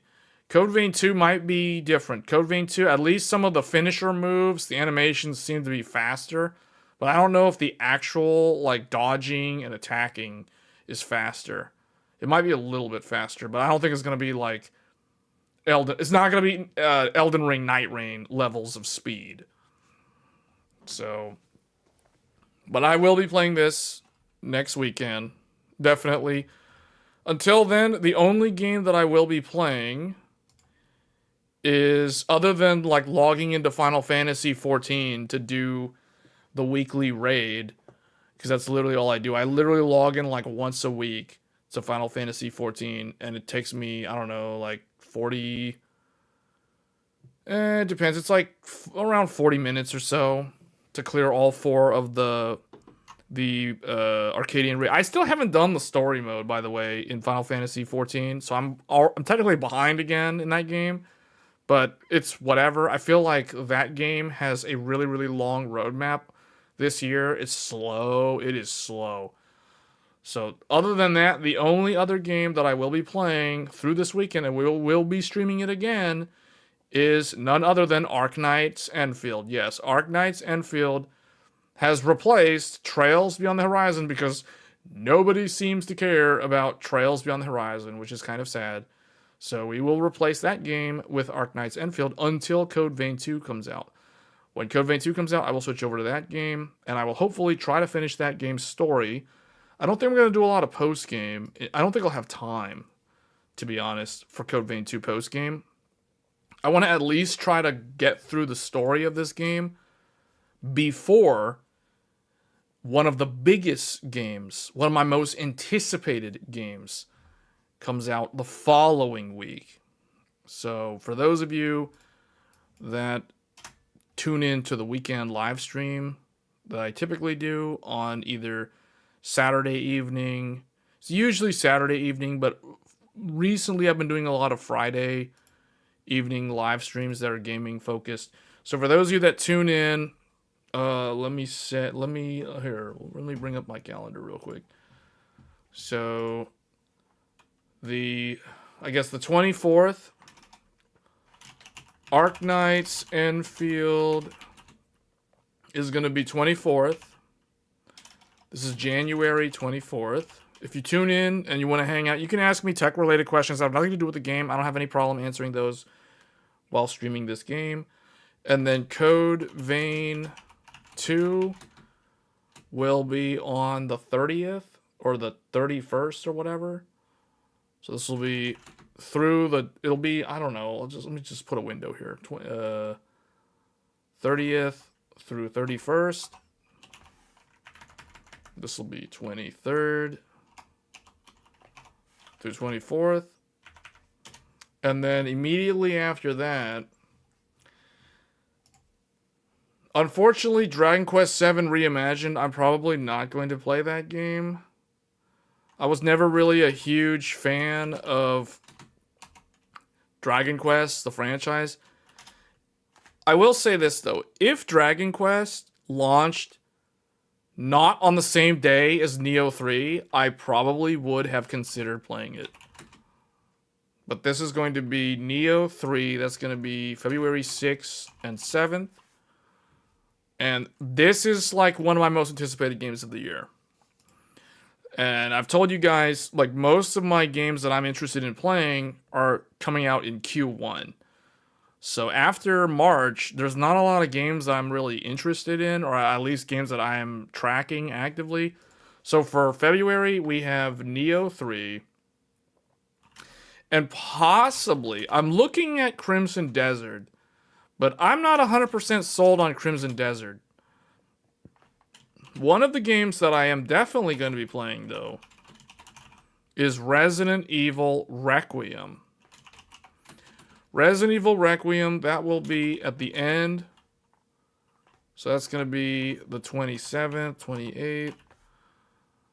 So this is this gives people a roadmap of what to expect if they want to tune into the gaming, if they're interested in any of these games. And then for March, there's really only 2 games. It seems like there's 2 games each month through March. So then March, Fatal Frame 2 Remake. That will be... Oh, that one lines up with Monster Hunter Stories 3. And that has priority over Monster Hunter Stories 3. So that one wins out. So Fatal Frame 2 beats out Monster Hunter Stories 3. I don't know if I'm going to play Monster Hunter Stories 3. So March, this is going to be 13th through the... Well, that's a Friday the 13th. Ooh, that's a Friday the 13th. Fatal Frame 2 on Friday the 13th.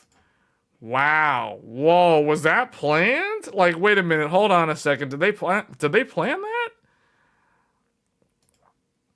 Man, we got some scary games coming up. Like, we've got little scary game and we got big scary game. And big scary game is on Friday the 13th. My goodness. Okay. And then if we have time, if there's time, Monster Hunter Stories 3. Maybe. Afterwards. But man, I didn't realize that that's Friday the 13th.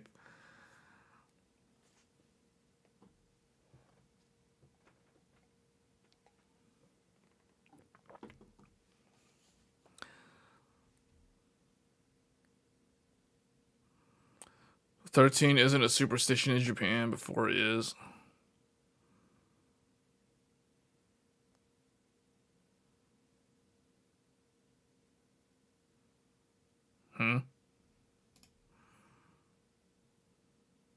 Wait, what?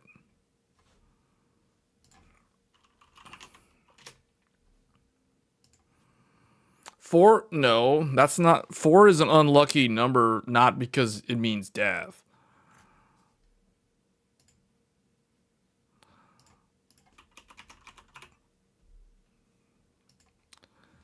Because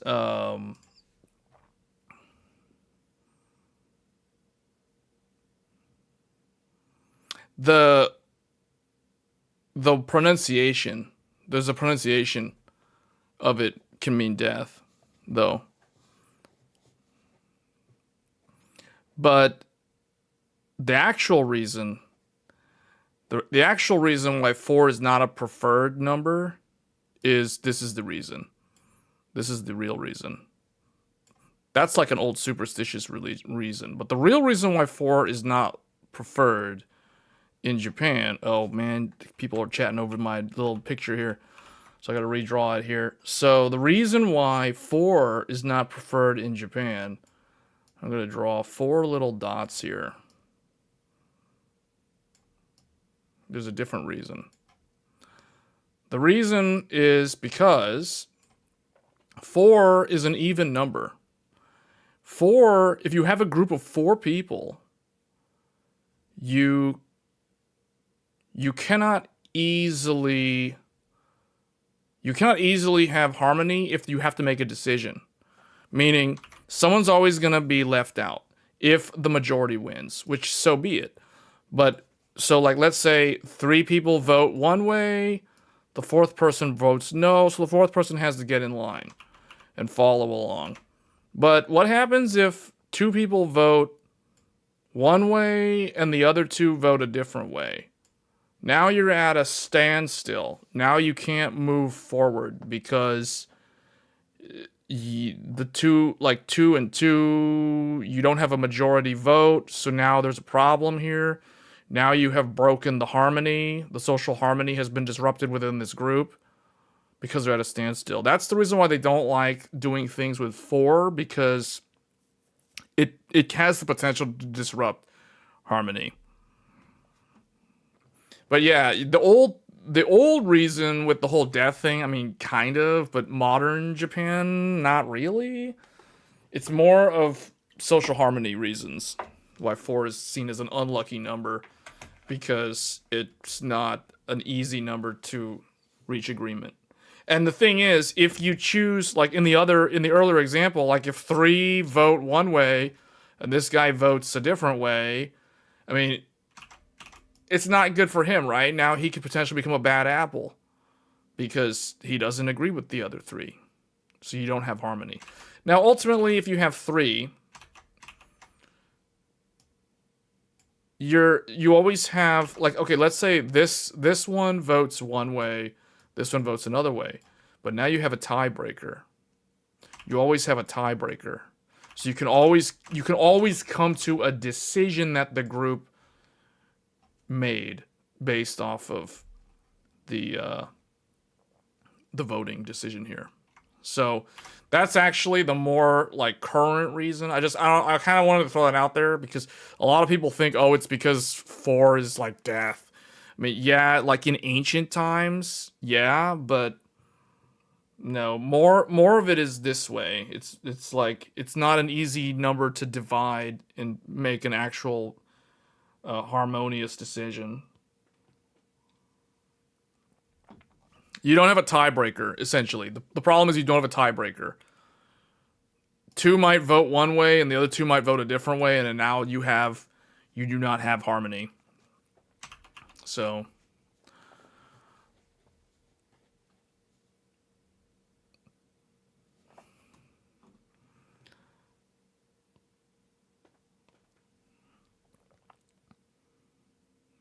what?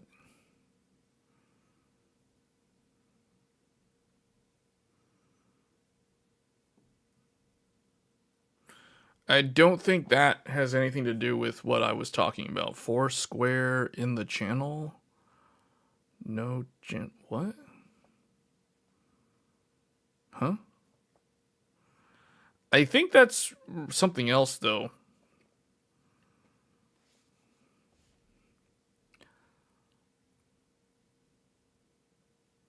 I don't know what that is about. Something ODM believes the channel number for what? Yeah, I don't know. Anyway, Halloween game is coming September 8th. Why is that not in October? Why is that in September? Like, does somebody not get the memo of like when Halloween actually takes place? You know what I'm saying? Like, what? Anyway, we will be streaming Fatal Frame 2, man. Fatal Frame 2 is probably the OG. Like, this is probably the scariest game you'll ever see. Ever played on this channel. Like, I can't think of any other game. Maybe Fatal Frame 3? But I really hope, because Koei Tecmo is they've remade Fatal Frame 2. They remade Fatal Frame 5 and 4. And they re-released those a couple years back. In fact, if you look through the live streams on this channel, you can find my live stream of Fatal Frame 4 back in 2023. That's right. Fatal Frame 4 was 2023, the remake, or the remaster. And Fatal Frame 5 was 2021, if I'm not mistaken. So they did 2, and I'm so glad they did 2. I would like to see them do 1 and 3. I want to see them do all of them now. Like, and literally only 1 and 3 are missing. One's gameplay was jank, but 1 was actually pretty scary. Because 1, you didn't have unlimited ammo. Like, so it's like, dude, you're gonna have to like run quite a bit in that game. Sometimes, and the sound design, well, the sound design in all of them is fantastic for a scary type of game. So anyone who's watched Japanese horror movies like Ju-on, Ringu, like those type of movies, dude, Fatal Frame is like watching, it's basically a video game version of those type of movies. So if you're afraid, or if you don't like scary movies, or if you are a fan, I don't know, maybe if you're a fan of J horror type movies, man, you will love Fatal Frame, because Fatal Frame has basically every single Japanese horror type trope is literally in that game. Like Resident Evil is definitely not like that at all. Resident Evil is way more, dare I say, westernized in terms of the aesthetic and the like the gore and the enemy design, the type of enemies, the types of things that you do and see in that franchise. It can be unsettling, but it is night and day difference. If I had to rank them in terms of scary factor, and what's funny, because I remember asking ChatGPT this a while back. I think we did it last year when they first announced the remake, shortly after they announced when Capcom had announced Resident Evil Requiem, and then Tecmo goes and announces Fatal Frame 2 remake, and I'm like, oh snap. Resident Evil just went down a whole notch in terms of how scary it could possibly be compared to this game. But we'll see, because what I've noticed is that the newer graphics, the modern graphics, make the game seem less scary than the older games. Because the graphics were kind of grainy and not that high res, it left more to the imagination in terms of the scare factor. And I think they really played upon that real well. And the old games, the old Fatal Frame games, 1, 2, and 3 all had fixed camera angles. Yes, fixed camera angles, like the old Resident Evil games. They were very similar in that regard. So I don't know if Fatal Frame 2 will keep fixed camera angle. It would be really nice if they had the option of playing fixed camera angle. That would be really cool if they did that. If they had either option, like you could play it modern style over the shoulder, or you could play it old school fixed camera. Because, man, fixed camera, there's something about fixed camera angles that make these type of games scarier. Silent Hill the movie was pretty scary. Silent Hill 2, Silent Hill F was, to me, was a little bit underwhelming. I was not a huge fan of Silent Hill F. I actually preferred the Silent Hill 2 remake over Silent Hill F. I don't know if maybe some of you disagree. Some of you may have liked Silent Hill F a lot more than Silent Hill 2. Silent Hill 2 is a masterpiece of gaming for that genre. But this year, we get Resident Evil Requiem, Fatal Frame 2, and Halloween.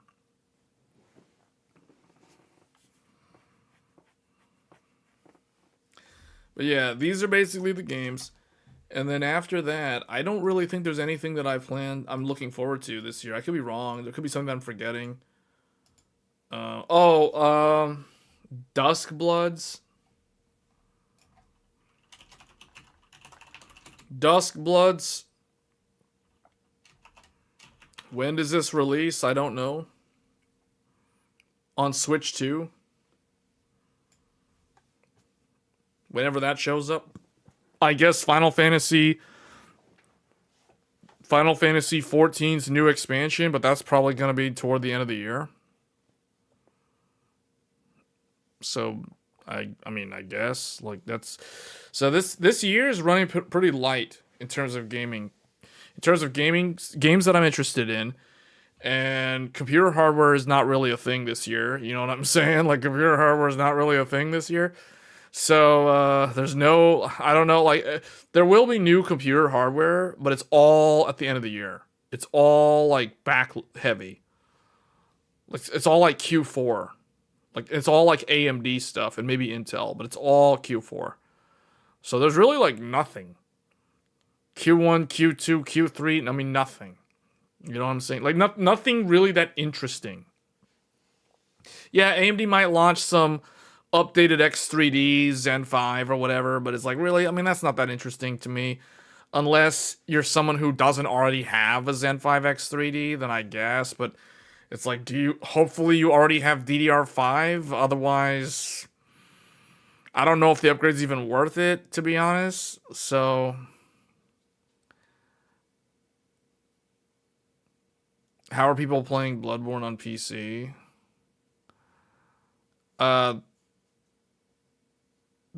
They must be wait, how are they doing? I don't know. I don't know. I remember there was somebody who I guess like he used a jailbroke PS4 or something and could run unsigned code, was able to get the debug menu running on a PS4. This was a number of years ago. I guess it's some form of that. Oh yeah, Shad PS4. Okay, that's what they're, yeah. It's Shad PS4. Yeah, Shad PS4. Yeah, it must be some kind of emulator.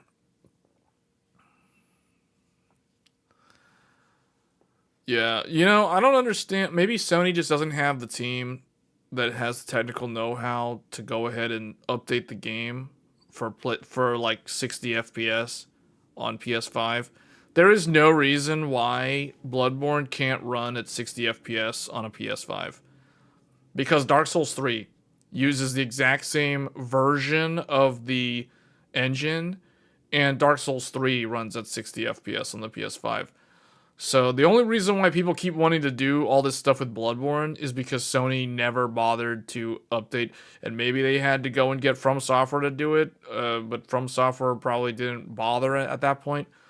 Basically, somebody didn't get the memo to update Bloodborne to use like PS5 boost mode or something, or it might be I wouldn't be surprised if it was one of those dumb things where they tied the game to like some kind of internal clock generator or something, and then it's a multiplier, and then you get 30 frames per second off of that. Because a lot of these games that From Software made, I don't know why they do frame rates the way they do, but they would like tie it to the clock speed of some. It's dumb. I don't know why they do that. No one in the West does that, but they did. The way the frame rate in Demon Souls was generated, they were using some kind of clock generator reference signal from the PlayStation 3, and you use some kind of multiplier or divider, and then that megahertz turns into your hertz, and then that turns into your 30 hertz, and that's basically how Demon Souls was designed. That was how Dark Souls 1 was designed. Dark Souls 2 was the same way. Bloodborne was the same way, apparently, even though that was a PS4 game. And then Dark Souls 3, finally, they did something different, but not initially. Dark Souls 3 was also 30 FPS on the PlayStation 4. But then when PS4 Pro came out, they patched the game apparently so that it could run at an unlocked frame rate. But the PS4, and this is why I tell people the 8th generation of consoles is kind of disappointing from a performance standpoint. The PS4 Pro could only run Dark Souls 3 at like 40. It was like 45. It was an uncapped frame rate, and Digital Foundry has a whole video about it. But the frame rate of the Dark Souls 3 on PS4 Pro, it fluctuates dramatically. It's like if this is 60 and this is 30 and this is like 15. On the PS3, Dark Souls 3 is like a 30 FPS lock. But on the PS4 Pro, did I say PS3? I meant PS4. On the PS4 Pro, it like constantly like does something like that. It's juddery, and it's like an unlocked frame rate. And I remember the Digital Foundry guys were like, man, why do they, like, what is this, you know? Like, it barely ever touches 60. It only goes to 60 if you stare at the sky, or you look at the ground, or, you know, like, just to inflate the numbers. So, but the PS5, man, PS5 can play Dark Souls 3 at a locked 60 FPS. So because of that, that proves that Bloodborne can also run at 60 FPS on a PS5.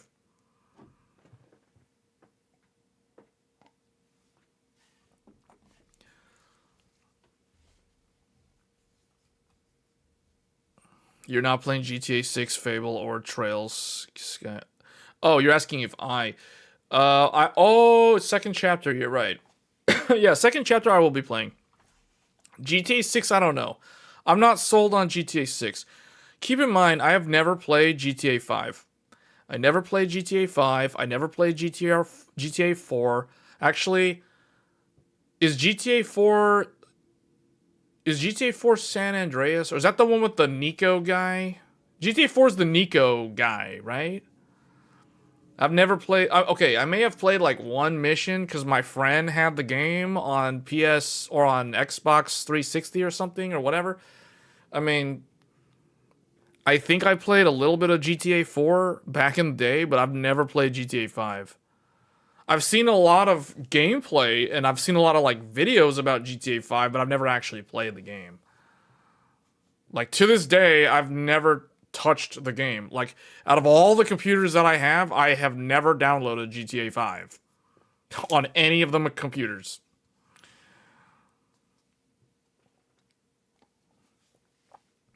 So I don't have a whole strong opinion for or against GTA 6. I mean, it's intriguing. I can tell you it's not my style of game. It's not a game that appeals to me. The fact that I've never played the other GTAs in the franchise is probably proof of that.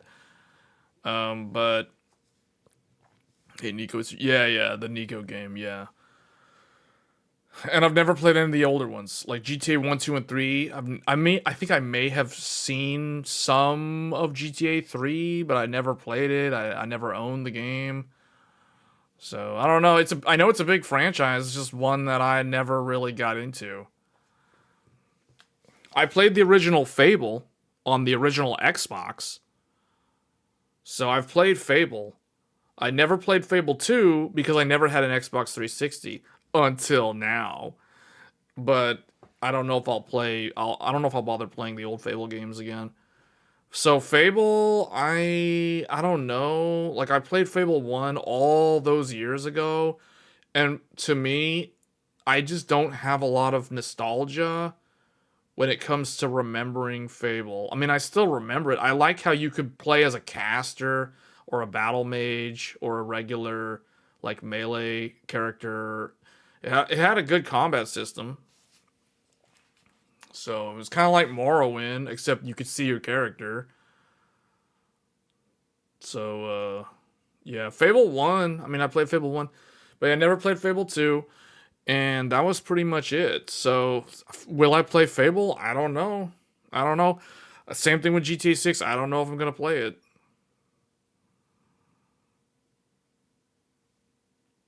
But Trails, yes. Trails, second chapter, absolutely. Trails in the Sky, second chapter, is a game that I don't care if people in the chat are like, man, this game is boring. There ain't gonna be no choice. This time around, there's a choice. People were voting against Trails Beyond the Horizon. People were like, oh man, Trails Beyond the Horizon, this is boring. Well, okay. Because everyone was saying Trails Beyond the Horizon was boring, guess what? It gets replaced with Ark Knights Enfield. Yes, a gacha game replaces Trails Beyond the Horizon, and that's how it's going to be. But when Trails in the Sky second chapter launches, that game gets priority. So that game will actually be played to completion, unlike Beyond the Horizon.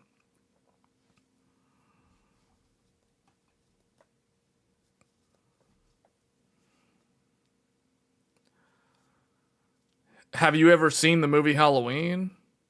I would assume the Halloween game is gonna kind of be like the movie. So it's like if you've never seen the Halloween movie, then you're going in blind.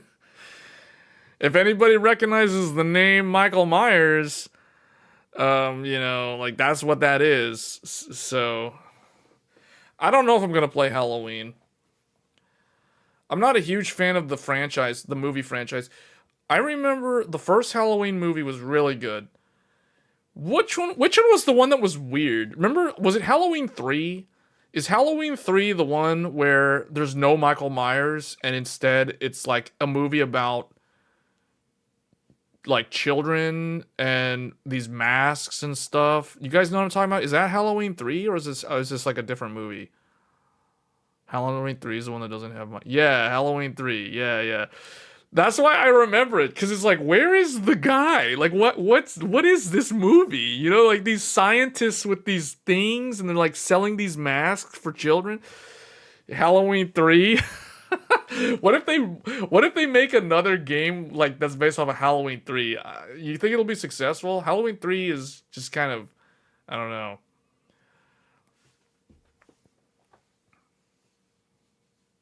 Halloween age 20. The pumpkin heads.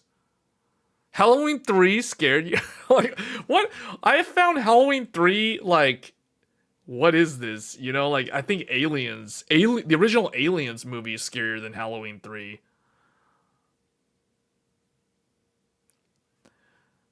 Am I thinking of the correct Aliens movie? The one from the 1980s that had the buff Hispanic girl and the guy, and I remember the guns, man. The guns in Aliens, the sound that it made. You know what I'm talking about? The guns. Aliens. Was it Aliens or Alien?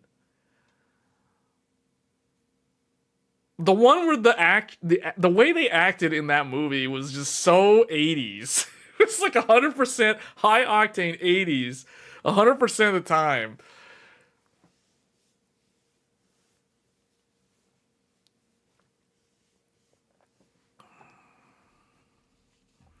What about like the Japanese, like scary Japanese movies? Have you guys ever seen any of the Japanese movies? I hear a lot of people tell me that when they start watching the scary Japanese movies, they find the Western ones not that scary. Like The Ring. Has anyone seen The Ring? Like the original one? So there's the American one, and then there's the Japanese one. You know what I'm talking about? The movie with the girl that comes out of the well. You know, the cursed VHS, or was it a Betamax or something? I think it was a VHS. You know what I'm talking about?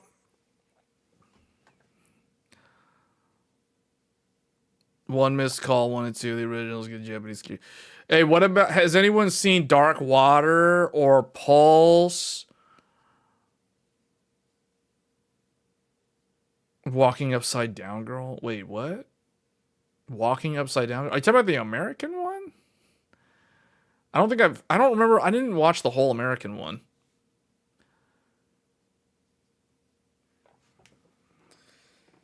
Yeah. So if you've never played Fatal Frame is just straight up. It's like those type of movies. The Grudge. Yeah, man. Fatal Frame 2, The Grudge. Be ready to run for your life in that game. Be ready to run. A lot of people tell me they don't like Resident Evil 2. A lot of people are afraid of playing Resident Evil 2 because they don't like Mr. X. They hate having to run for Mr. X. Similar deal with Resident Evil 3, where you have to run when Jill Valentine has to run from Nemesis. But Resident Evil 2 had a creepier atmosphere. Like it was a scarier, like something about Resident Evil 2 was more unsettling compared to Resident Evil 3. And Resident Evil 2, I will say, Resident Evil 2 has more of like a Fatal Frame vibe. But if you don't like games where you have to run from an invulnerable opponent like Mr. X, oh man, you are not gonna like Fatal Frame 2. Fatal Frame 2, man. Fatal Frame 2 has that type of enemy in the game. But there is a catch, though. There's a catch. In Resident Evil 2, Mr. X, when you see Mr. X, You clearly know, okay, this dude is no joke, and I need to get away from this guy, like, right now. Like, you know, instinctively, regardless of whether you're controlling Claire or Leon S. Kennedy, you know it's time to get out of this room. We gotta get away from this guy. Something ain't right.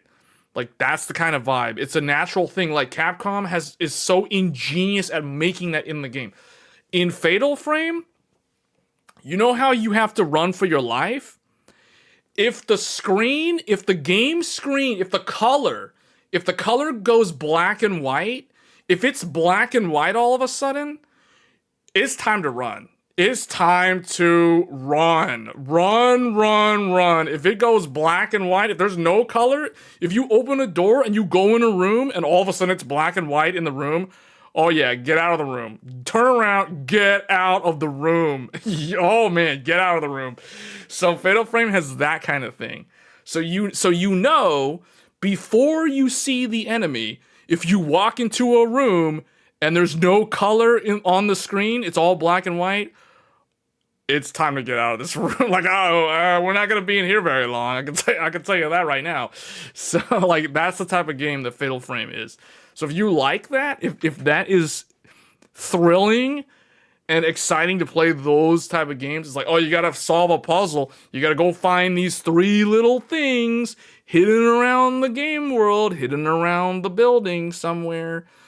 You know, like, oh boy, you go into one room and you hear a sound and there's no color in the room. It's like, I don't think I need to be in this room anymore. Or it's like, get me out of here as soon as possible. So yeah, I'm really looking forward to Fatal Frame 2. In some ways, I'm more looking forward to playing Fatal Frame 2 in March compared to Resident Evil Requiem. Because Resident Evil Requiem is going to be good. I already know it's going to be good. But, I don't know. Fatal Frame 2. I can't wait to see what that game looks like with the new graphics. Fatal Frame. I can't wait to see what it looks like when everything goes black and white. It's like, hold on, where's the grudge? Hold up, where's that woman in the well? You start hearing the noise, sure, you better run. Don't stick around. Don't instinctively you know it's time to get out of here. Like, don't look, don't turn around. That's the reason why I hope they have fixed camera angle. Oh, please let them have the option to have fixed camera angles. Because Fatal Frame 1, 2, and 3 had fixed camera angles. Fatal Frame 4 got rid, just like Resident Evil 4. I don't know what it is about the 4th game in these scary game genres. Like, the 4th game, they switched to the over-the-shoulder, just like Resident Evil 4. Fatal Frame 4 has over-the-shoulder. And Fatal Frame 5 was also over-the-shoulder. But man, 1, 2, and 3, all of those 3 games are PlayStation 2 6th generation games. I can't wait. I can't wait to see a 6th generation PS2 cult classic brought into the modern realm of gaming. We're going from 6th gen all the way up to 9th gen, man. Yeah, we will be streaming Fatal Frame 2 on this channel. Like, pretty much the whole game is going to be streamed on this channel. So good. So good. Yes, that is on the list. That is on the list. March of this year, we will be streaming that.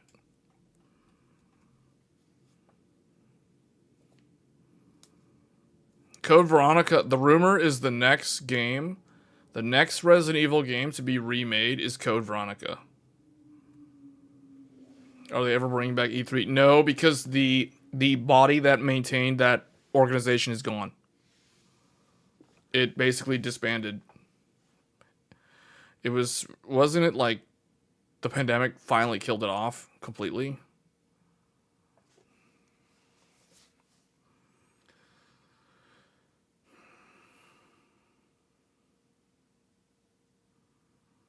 Code Veronica remake. Yeah, I think it's the next one on the list. There's a list somewhere, and someone said that Code Veronica's the next one.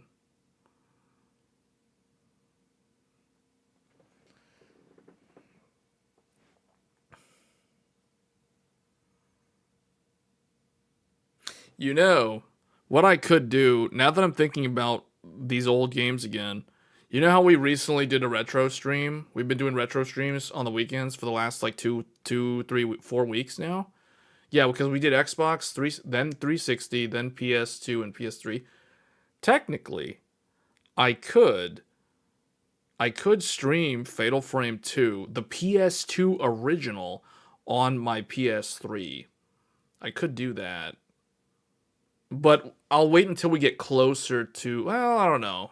It depends on how much interest there is at some point. I think what I'll do is I'll wait until Resident Evil Requiem, and then there is a gap between Resident Evil Requiem and Fatal Frame 2. Maybe somewhere in early March I might take a look at the early Fatal Frame. Maybe we'll look at Fatal Frame 1, 2, and 3, because I have all 3 of them. The old classics. Fatal Frame 1 and 2 were also available on the original Xbox. And I have Fatal Frame 2 Director's Cut. Xbox Original. I have that. I don't think I have Fatal Frame 1 on Xbox. I know I have it on PlayStation 2. I don't think I have it on Xbox. I regret not getting it for Xbox. But I know I have Fatal Frame 2 Director's Cut. The cool thing about Fatal Frame 2 on Xbox was it had the option to play the game in first-person perspective. So not only did it have the default fixed camera angle, where you can see your character, and you go around the corner and the camera gets all creepy the way it's like angled. You could also play it on Xbox where it's like you're just first person, you know? And man, I'll tell you this, Fatal Frame 2 on the original Xbox in first person mode, it feels like you're playing PT. It's like PT. If anyone knows what I'm saying when I say PT, I'm talking about that trailer, that Kojima thing that never manifested as an actual game. One of the biggest regrets was not downloading the PT preview on the PS3 back in the day, because it's delisted from the PlayStation Store. So there's no way to download it. But man, it's like that. It's like that. Fatal Frame 2 is only on PlayStation. Yeah, it's a PlayStation 2 and an Xbox original game. But the difference is the PlayStation 2 version is just the game. The Xbox version is the director's cut. It has extra content. Exclusive console exclusives. I guess Xbox exclusive content. And one of those things is first-person mode. You can play the whole game in first-person mode on Xbox. You have the option. You can play it the normal way, or you can play it first person. And first person view, man. Oh, man, I'm already getting PTSD thinking about having to go in that room in the Kurosawa house, or whatever that house was, or the Tachibana house. Oh, yeah, no. I don't know. I hope they have fixed camera angle. I really hope they have fixed camera angle as an option. Yeah, that game's gonna be good. Let's put it this way. As much as I like the Monster Hunter franchise, there's a reason why Fatal Frame 2, because Monster Hunter 3, or Monster Hunter Stories 3 and Fatal Frame 2 launched the same time, there's a reason why Fatal Frame 2 has priority. Like, that game has way more of a nostalgia effect. I mean, Monster Hunter Stories 3 is a new game. That's a good game, don't get me wrong. I will most likely play that game, but that'll be like later in March. I still haven't decided if I'm going to play Crimson Desert. Crimson Desert is a really cool looking game. The other one is Saros. I don't know if I'm going to play that. It's a shooter based game. It's a third person shooter. I don't know. Tokyo Extreme Racer is another game that I have written down here. But Crimson Desert looks really good. If you're someone who's looking for an action game, if you've ever played the MMO called Black Desert or Black Desert Online, Crimson Desert, man. Crimson Desert looking pretty good. I'm serious.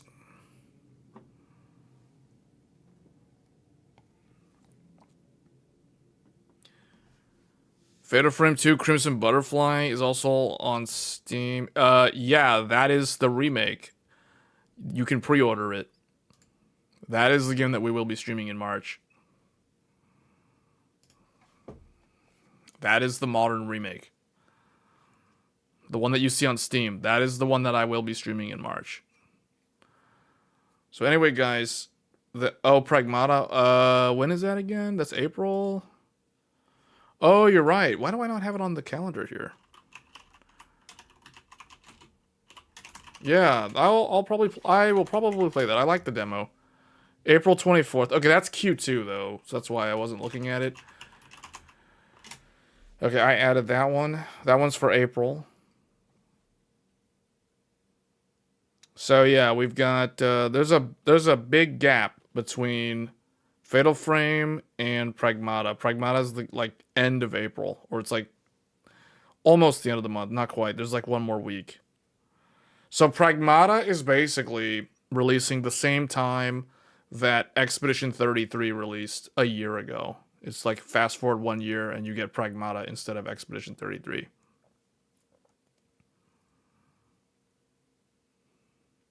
Yeah, I will be playing Pragmata. So that's a Q2 game. Yeah, mostly I'm focused right now on Q1. So you guys can see like, okay, Duskbloods is written here, but that's not Q1.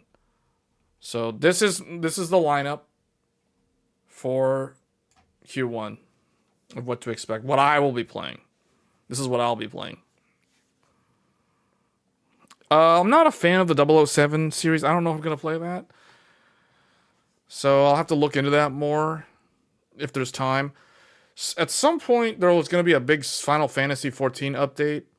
Not the expansion, but there'll be a 0.5. And I'll need to be playing the 0.5. And usually, the late spring, early summer is the time when I go back to Final Fantasy 14.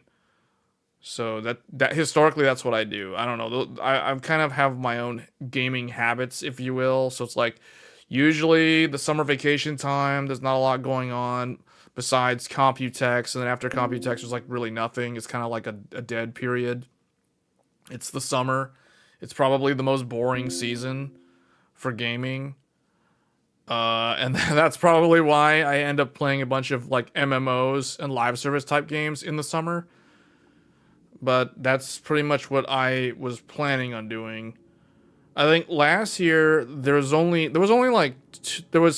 what did I do last year? I know I played Death Stranding, Donkey Kong Bonanza. Those are the two games that I played in the summer.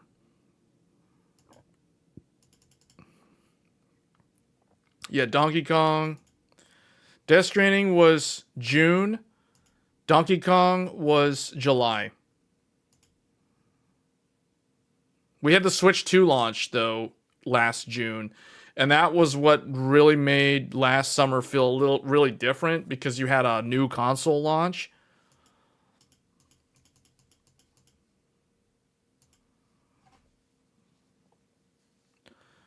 Yeah, Dragon Quest VII Reimagined, I would like to play that, but I don't think I have time. I just don't have time because of Neo 3. Alright, anyway, guys, I think that's where we're going to end the stream. 2 hours and 30 minutes. This is definitely one of the shorter ones. I didn't say it was going to be a shorter one, or maybe I did say it was going to be a shorter one. But anyway, that is going to be it for this episode of Tech Thursdays. If you are new to the channel, this is basically what this is. It's like we're discussing all things gaming and technology. Currently, 2026 is not a very good year for computer hardware. If you didn't already notice, with RAM prices, SSD prices, and soon graphics card prices. So that's the next thing on the list. Yes, GPUs are going to go way up in price, at least the ones that actually matter. So that's unfortunate, but this year is not a good year for PC upgrades. So that means we're going to talk about gaming more because we can't really, PC gaming is kind of like, the hardware is not the thing to talk about right now. So we're going to talk about the actual games. And unfortunately, there's not a lot of games. Like it seems like a repeat of last year, where it starts out kind of slow-ish, and then it speeds up, but most of what I am wanting to play is in Q1. There are a few games that I'm looking forward to throughout the year. Pragmata in Q2, Duskbloods on the Switch 2. I have no idea when that's coming out. And then also Trails in the Sky, second chapter. Those are probably like the big 3 games that are somehow, somewhere in the rest of this year. And there are some other games that I might consider playing, like Wolverine is a game that I'm tossing around the idea of playing. I might play GTA 6 on the PS5 Pro just to see what all the hype is about. If there is time, it depends on if there's another game. Lords of the Fallen 2 is also supposed to come out this year. It doesn't have a release date, but it's supposedly coming out this year. So that one is definitely one that's on my radar. So that's definitely a Souls-like. So it does seem like if you're someone who likes Dark Souls, there are some really good, or Elden Ring, there are some really good Souls-like games this year. Code Vein 2. I don't consider Neo 3 a Souls-like, but a lot of people do. So Neo 3, that's a really good one. And then Lords of the Fallen 2. So lots of really interesting action games, but they're kind of like, 2 of them are right next to each other, and then you got one that's like probably October at the earliest, if I had to guess. But anyway, that is going to be it for this episode of Tech Thursdays. If you're new to the channel, do get subscribed, and sometimes hit the bell icon to get notified when I go live. Sometimes we go live for coverage of industry events like CES, press conferences, or keynote addresses and things like that. So do hit the bell icon if you want to watch those live when I'm actually watching them. And otherwise, if you want to tune into the weekend live streams where we focus more on games, it typically consists of me live streaming a game. This weekend, we're going to be streaming Arknight's Enfield, probably tomorrow. So stay tuned for that. If you just want to hang out with the chat and just discuss random whatever, it could be tech-related stuff. I think last weekend there was this huge tangent about PlayStation 3, which was actually quite entertaining for a lot of people. So tune in if you're interested or if you have the time. And as always, guys, thanks for supporting the channel, and I will see you guys next week. Until then, take care, and I will see you then.